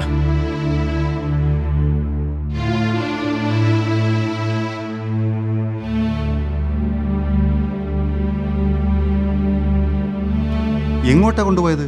അതിനെക്കുറിച്ച് കൂടുതലൊന്നും എനിക്കറിയില്ല. അപ്പൊ ഒരു പരിചയമില്ലാത്ത ഒരാളെ കൂടെ എന്ത് ധൈര്യത്തിലാണ് നിങ്ങൾ കുട്ടികളെ അയച്ചത്? അയാൾ ഗൾഫിൽ അബ്ബാസിന്റെ സുഹൃത്താന്ന് പറഞ്ഞപ്പം കൂടുതലൊന്നും ചിന്തിച്ചില്ല. മാത്രല്ല അയാൾക്ക് കുട്ടികളില്ലാത്ത സങ്കടവും പറഞ്ഞു. കുട്ടികളില്ലാത്ത സുഹൃത്ത്. ഞാൻ പറഞ്ഞില്ലേ അബ്ബാസ്കയുടെ വിശേഷങ്ങൾ അറിയാൻ ഞാൻ നിന്നെ തേടി വന്ന കാര്യം. അപ്പോഴാണ് അറിഞ്ഞത് അയാളുടെ ജ്യേഷ്ഠൻ കുട്ടികളെ യത്തീംഖാനയിൽ ചേർക്കാൻ പോയതാണെന്ന്. അത് കേട്ടപ്പോൾ വല്ലാത്ത വേദന തോന്നി. വീട്ടിലേക്ക് മടങ്ങിയെത്തി ഭാര്യയോട് കാര്യങ്ങൾ പറഞ്ഞു. കുട്ടികളെ ഏറ്റെടുക്കാൻ അവൾക്ക് പൂർണ്ണ സമ്മതമായിരുന്നു. പിറ്റേന്ന് ജ്യേഷ്ഠനെ കണ്ട് യത്തീംഖാനയിൽ നിന്ന് അവരെ വീട്ടിലേക്ക് കൂട്ടാനായിരുന്നു ഞാൻ അവിടെ ചെന്നത്. പക്ഷെ കുട്ടികൾ അവിടെ തന്നെ ഉണ്ടായിരുന്നു. അങ്ങനെയാണ് അവരെ കൂട്ടിക്കൊണ്ടുവന്നത്. വീട്ടിലെത്തി ബാക്കി കഥകളെല്ലാം കുട്ടികൾ പറഞ്ഞു കേട്ടപ്പോൾ അക്ഷരാർത്ഥത്തിൽ കണ്ണ് നിറഞ്ഞുപോയി മധു. അത്രയ്ക്ക് പ്രസിദ്ധമാണ് അബ്ബാസ്കയുടെ ജ്യേഷ്ഠൻ്റെയും അനിയൻ്റെയും സ്നേഹം. നിങ്ങൾ നേരത്തെ പറഞ്ഞ ആ യത്തീംഖാനയുടെ മാനേജറാണ് ഞാൻ. ഇന്നലെയാണ് കുട്ടികളുടെ സ്ഥിതിഗതികൾ മനസ്സിലായത്. അതുകൊണ്ട് അവരെ യത്തീംഖാനയിലേക്ക് കൂട്ടിക്കൊണ്ടുപോകാൻ പോയതായിരുന്നു ഞങ്ങൾ. ഏതായാലും ഇനിയിപ്പോൾ അതിൻ്റെ ആവശ്യമില്ലല്ലോ. തീർച്ചയായും ഇനിയാണ് അതിൻ്റെ ആവശ്യം. അവർക്ക് താമസിക്കാൻ ഇപ്പോൾ ഏറ്റവും നല്ലത് അനാഥശാലയാണ്. താങ്കൾ എന്താണ് ഈ പറയുന്നത്? അവരിപ്പോൾ എൻ്റെ വീട്ടിൽ വളരെ സന്തോഷത്തോടു കൂടി കഴിഞ്ഞുകൂടുകയാണ്. മധു, നിനക്ക് പറഞ്ഞു കൊടുത്തുകൂടായിരുന്നു ഇദ്ദേഹത്തോട്? ഞാൻ പറഞ്ഞിരുന്നു, പക്ഷെ ഇദ്ദേഹത്തിന്റെ കാഴ്ചപ്പാടാണ് ശരിയെന്ന് എനിക്കും ബോധ്യായി. എന്ത് കാഴ്ചപ്പാട്? നിങ്ങൾ നേരത്തെ പറഞ്ഞില്ലേ അവർ നിങ്ങളുടെ വീട്ടിൽ സന്തോഷത്തോട് കഴിയുന്നുണ്ടെന്ന്. ആ സന്തോഷം നിലനിർത്താൻ എത്ര കാലം നിങ്ങൾക്ക് കഴിയും? വികാരങ്ങളിൽ നിന്നുണ്ടാകുന്ന വിപ്ലവ ഫലങ്ങൾക്ക് ദീർഘായുസ് ഉണ്ടാവാറില്ല. നാടകത്തിലും സിനിമയിലൊക്കെ ആണെങ്കിൽ കുട്ടികളെ ഏറ്റെടുക്കുന്നതോടുകൂടി നല്ലൊരു ക്ലൈമാക്സ് ആകുമായിരുന്നു. ജീവിതത്തിൽ ഒരിക്കലും അത് നടക്കില്ല. മറ്റുള്ളവരുടെ മക്കൾ നമ്മുടെ മക്കളാവില്ല, ഇക്കാലത്ത് പ്രത്യേകിച്ചും. പെറ്റുവളർത്തിയ ഉമ്മ പോലും മക്കളെ ഉപേക്ഷിച്ചു പോയത് കണ്ടില്ലേ? നിങ്ങളുടെ വീട്ടിലേക്ക് വരുന്ന ബന്ധുക്കൾ പുച്ഛത്തോടു കൂടി ആ കുട്ടികളെ നോക്കുന്നത് നിങ്ങൾക്ക് കാണേണ്ടി വരും. നിങ്ങളുടെ കുടുംബക്കാരിൽ നിന്ന് ആക്ഷേപങ്ങളും ശകാരങ്ങളും നിങ്ങൾ കേൾക്കാൻ പോകുന്നേ ഉള്ളൂ. നിങ്ങൾക്കൊരു കുഞ്ഞു പിറന്നാൽ നിങ്ങളുടെയും ഭാര്യയുടെ തന്നെയും സ്വഭാവം മാറില്ലെന്ന് വല്ല ഗ്യാരണ്ടി ഉണ്ടോ? അതുകൊണ്ട് എന്തിനാണ് അസ്ലം ഒരു പരീക്ഷണം? താങ്കൾ പറയുന്ന പോലെ ഒരു വികാരത്തിലൂടെ ഉണ്ടായ വിപ്ലവ പ്രകടനമല്ല ഞാൻ കാണിച്ചത്. നന്നായി ആലോചിച്ചെടുത്ത തീരുമാനമാണത്. ശരി, അങ്ങനെയല്ലെന്ന് ഞാൻ സമ്മതിക്കുന്നു. പക്ഷെ നിങ്ങൾ ഗൾഫിലേക്ക് തിരിച്ചു പോയാൽ പിന്നത്തെ അവസ്ഥ എന്തായിരിക്കും? നിരപരാധികളായ കുട്ടികളെ വെച്ചുള്ള പരീക്ഷണം നമുക്ക് ഒഴിവാക്കാം. അവർ യത്തീംഖാനയിൽ വളരട്ടെ. അവിടെ അവർക്ക് ഒന്നിനും ഒരു കുറവുണ്ടാവില്ല. അവരെ കാണുമ്പോൾ മുഖം ചുളിക്കുന്ന ആരും തന്നെ അങ്ങോട്ട് വരില്ല. മാത്രമല്ല അവർക്ക് അവിടെ ധാരാളം കൂട്ടുകാരെയും കിട്ടും. അസ്ലം, മാനേജർ പറഞ്ഞതാണ് അതിന്റെ ശരി. നിങ്ങൾക്ക് എപ്പോൾ വേണമെങ്കിലും അവിടെ വന്ന് കുട്ടികളെ കാണാൻ തടസ്സമുണ്ടാവില്ല. മാത്രമല്ല ഇനി ഒന്നുകൂടി പറയാം, അബ്ബാസ്കയുടെ കുട്ടികളുടെ സ്പോൺസർ ആകാനും നിങ്ങൾക്കൊരവസരമുണ്ട്.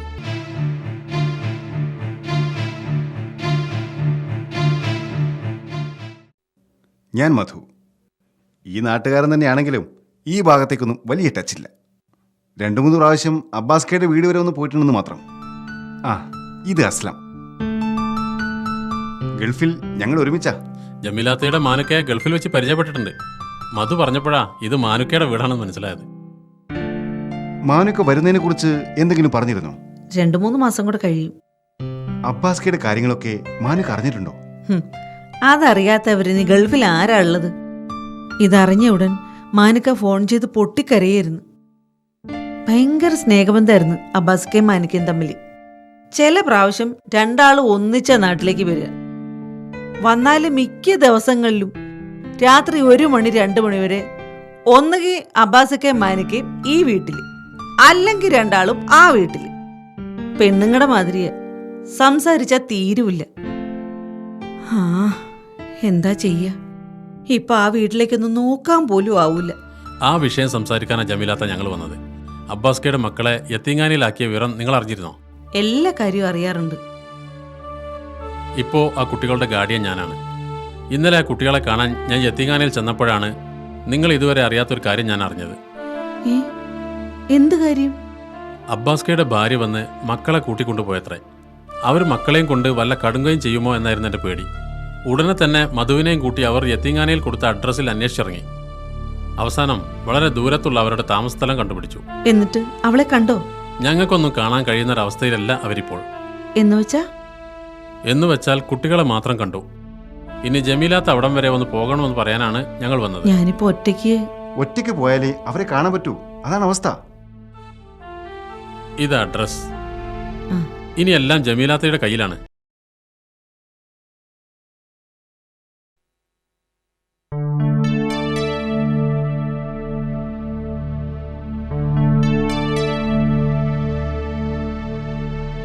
മക്കളെ പോയിക്കോ, ഞാനിപ്പോൾ വരാം.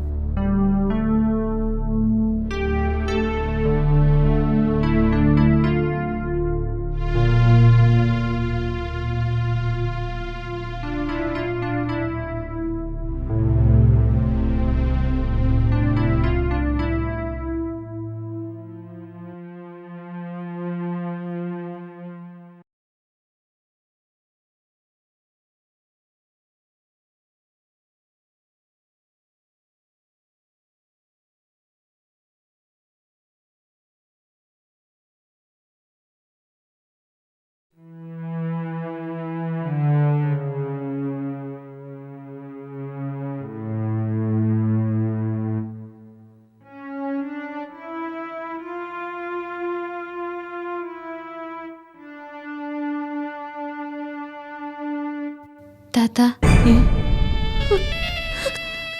എന്തൊക്കെയാ മോളെ നീ കാട്ടിക്കൂട്ടിയത്?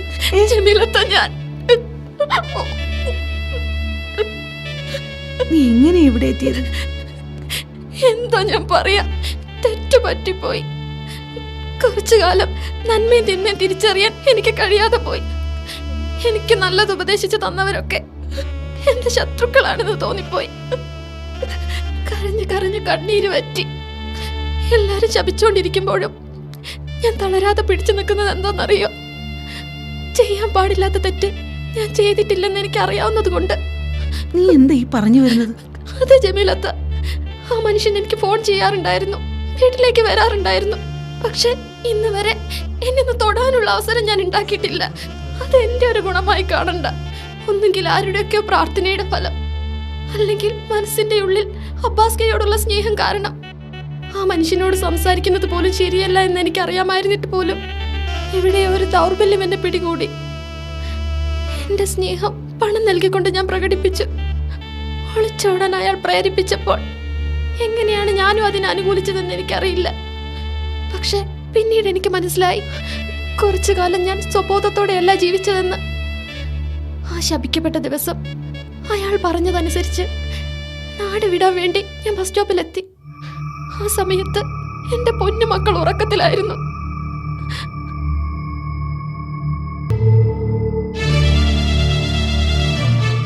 അതിനിടയ്ക്ക് എപ്പോഴും അബ്ബാസ്കയുടെയും മക്കളുടെയും മുഖം മനസ്സിൽ തെളിഞ്ഞു വന്നു. ആത്മസംഘർഷത്തിന്റെ തുടക്കമായിരുന്നു അത്. അയാളുടെ കൂടെ പോണോ അതോ വീട്ടിലേക്ക് തന്നെ തിരിച്ചു പോണോ എന്ന ചിന്തക്ക് ഉത്തരം കിട്ടാതെ മനസ്സ് ചാഞ്ചാടിക്കൊണ്ടിരുന്നു. മഹാ തെറ്റാണ് ചെയ്യാൻ പോകുന്നതെന്ന് മനസ്സുറക്കെ പറഞ്ഞുകൊണ്ടിരുന്നു. അവിചാരിതമായാണ് അവിടെ സ്ഥാപിച്ച ഒരു ബോർഡിലേക്ക് എൻ്റെ ശ്രദ്ധ പതിഞ്ഞത്.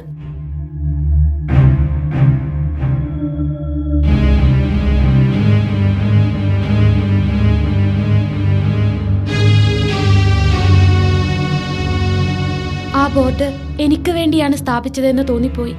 ആ വചനത്തിലെ ചോദ്യം എനിക്ക് വീട്ടിലേക്ക് മടങ്ങാനുള്ള ഉത്തരമായിരുന്നു. കുറ്റബോധവും പശ്ചാത്താപവും കൊണ്ട് ഞാൻ തളർന്നുപോയി. എന്റെ തിരിച്ചുപോക്കും അയാളുടെ വരവും ഒരുമിച്ചായിരുന്നു. എന്ത് ചെയ്യണമെന്നറിയാതെ ഒരു നിമിഷം ഞാൻ തരിച്ചുപോയി. പെട്ടെന്ന് ഞാൻ അവിടെ നിന്നും മാറി.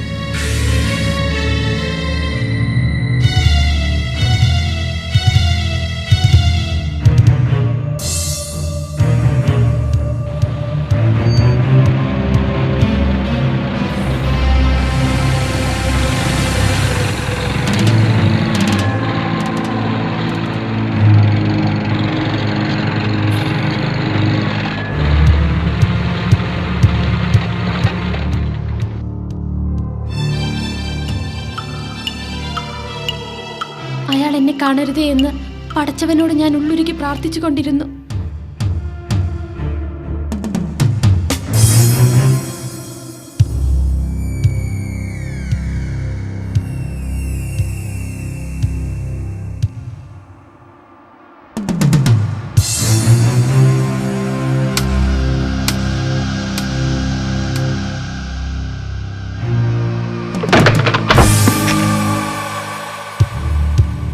നന്നാവാൻ തീരുമാനിച്ച ഒരാളെ ആപത്തുകളിൽ നിന്ന് പടച്ചവൻ രക്ഷിക്കുമെന്ന യാഥാർത്ഥ്യം ഒന്നുകൂടി ബോധ്യപ്പെടുന്നതായിരുന്നു എൻ്റെ അടുത്തേക്ക് വരാനൊരുങ്ങിയ അയാളുടെ വീഴ്ചയും മടങ്ങിപ്പോക്കും. കുറേ സമയം കഴിഞ്ഞിട്ടും എന്നെ കാണാത്തതുകൊണ്ട് പകയോടെ അയാൾ മടങ്ങി.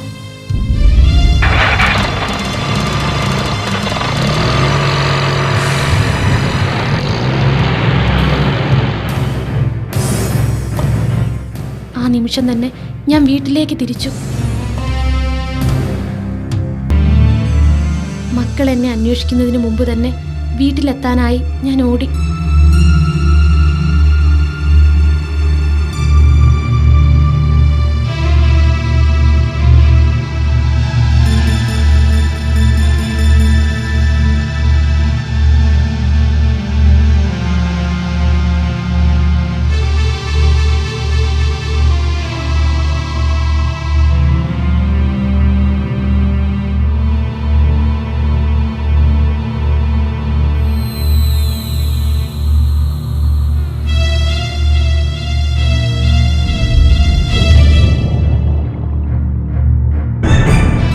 വീട്ടിനടുത്തെത്തിയ നിമിഷം ആ കാഴ്ച കണ്ട് ഞാൻ ഞെട്ടിപ്പോയി.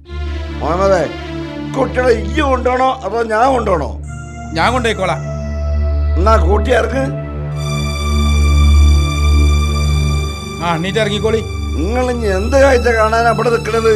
അവസാനം എല്ലാ പ്രതീക്ഷകളെയും തകർത്തുകൊണ്ട് വാതിൽ പൂട്ടി മക്കളെയും കൊണ്ട് അവർ പോയി.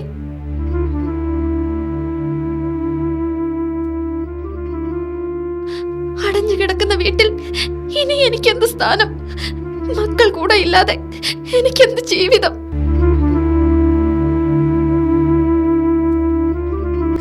അവസാനം ഞാൻ ഇവിടെ എത്തി. നീ വിഷമിക്കണ്ട മോളെ. ചെയ്യാൻ പാടില്ലാത്ത തെറ്റൊന്നും നീ ചെയ്തിട്ടില്ലല്ലോ. പിന്നെ കുറച്ചു കാലത്തേക്ക് ചില ചീത്ത വിചാരങ്ങൾ നിന്നെ കടന്നുകൂടി. അതിൽ നിന്ന് നീ പശ്ചാത്തപിച്ച് മടങ്ങുകയും ചെയ്തു. മനുഷ്യ സഹജമായ ന്യൂനതകൾ എല്ലാവർക്കും ഉണ്ടാകും. അതൊക്കെ തിരിച്ചറിയാൻ കഴിയുന്നത് തന്നെ വലിയ പുണ്യാണ്. നമുക്കേതായാലും ഇവിടുന്ന് പോവാം. എങ്ങോട്ട് ജമീലത്ത? നിന്റെ വീട്ടിലേക്ക്. എന്റെ ഇക്ക കൂടെ ഇല്ലാത്ത ആ വീട്ടിലേക്കോ? ഒരിക്കലും സാധ്യമല്ല. മാത്രമല്ല, എന്റെ നിരപരാധിത്വം ഇത്താത്തയ്ക്ക് മാത്രമേ അറിയൂ. മറ്റുള്ളവരുടെ കണ്ണിൽ ഞാൻ പിഴച്ചവളാണ്. അബ്ബാസ്കയുടെ കണ്ണിൽ പോലും. ആ കഥകൾ കേട്ട് എന്റെ മക്കൾ വളരരുതെന്ന് കരുതിയിട്ടാണ് അവരെ ഞാൻ എന്റെ കൂടെ താമസിപ്പിക്കുന്നത്. അതൊന്നും നീ പറയണ്ട. നിന്റെ നിരപരാധിത്വം ഞാൻ പറഞ്ഞോളാം നാട്ടുകാരോട്. മനസ്സിന്റെ സമനില തെറ്റി ഏതോ നാട്ടിൽ അലയുന്ന എന്റെ ഇക്കയോട് ഇത്താത്തയ്ക്ക് പറയാൻ കഴിയും എന്റെ നിരപരാധിത്വം. നിന്റെ ഇക്കയെ എങ്ങനെയെങ്കിലും നമുക്ക് കണ്ടുപിടിക്കാം. ഒരുപക്ഷെ ആ വീട്ടിലുള്ള നിന്റെ സാന്നിധ്യം മാത്രം മതി അദ്ദേഹത്തിന്റെ അസുഖം മാറാൻ. ഈ മറുപടി എന്നല്ല ഒരു മറുപടി എന്റെ മനസ്സിനെ തണുപ്പിക്കില്ല ജമീലത്ത. എന്നെങ്കിലും ഒരു ദിവസം എന്റെ കൈ പിടിച്ച് ഇക്ക വീട്ടുമുറ്റത്ത് വരാൻ വിധിയുണ്ടായാൽ വീണ്ടും നമുക്ക് കാണാം.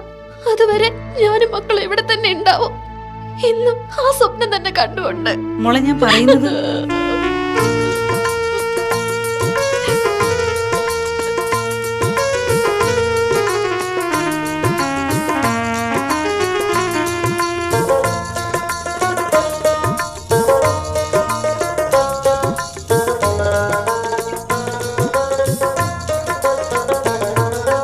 മഹത്വമേറും വനിതാമണികൾക്ക് ഇക്കഥ ബാധകമല്ല.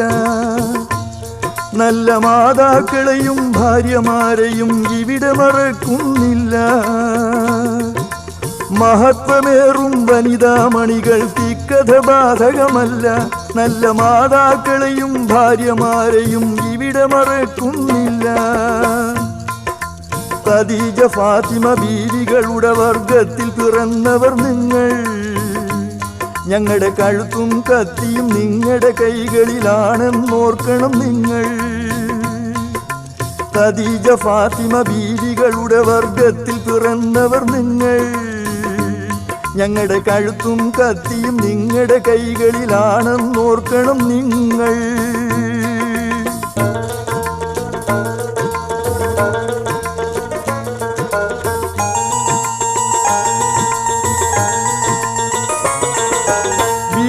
ധനവും നിങ്ങളതിൻ്റെ അവകാശികളാം ഉടമ. പുരുഷന്റെ വിലയും നിലയും അഭിമാനവും കാക്കേണ്ടത് നിങ്ങളുടെ കടമ. വീടും ധനവും നിങ്ങളതിൻ്റെ അവകാശികളാം ഉടമ. പുരുഷന്റെ വിലയും നിലയും അഭിമാനവും കാക്കേണ്ടത് നിങ്ങളുടെ കടമ. വിശുദ്ധിയും വിശ്വാസവും വിശുദ്ധിയും വിശ്വാസവും വിശ്വാസവും ദൈവഭയവും പെണ്ണിനു വേണം. നിങ്ങളുടെ വിദേശത്തുള്ളൊരു ഭർത്താവിനെ എപ്പോഴും ഓർമ്മയിൽ വേണം. വിശുദ്ധിയും വിശ്വാസവും ദൈവഭയവും പെണ്ണിനു വേണം. നിങ്ങളുടെ വിദേശത്തുള്ളൊരു ഭർത്താവിനെ എപ്പോഴും ഓർമ്മയിൽ വേണം.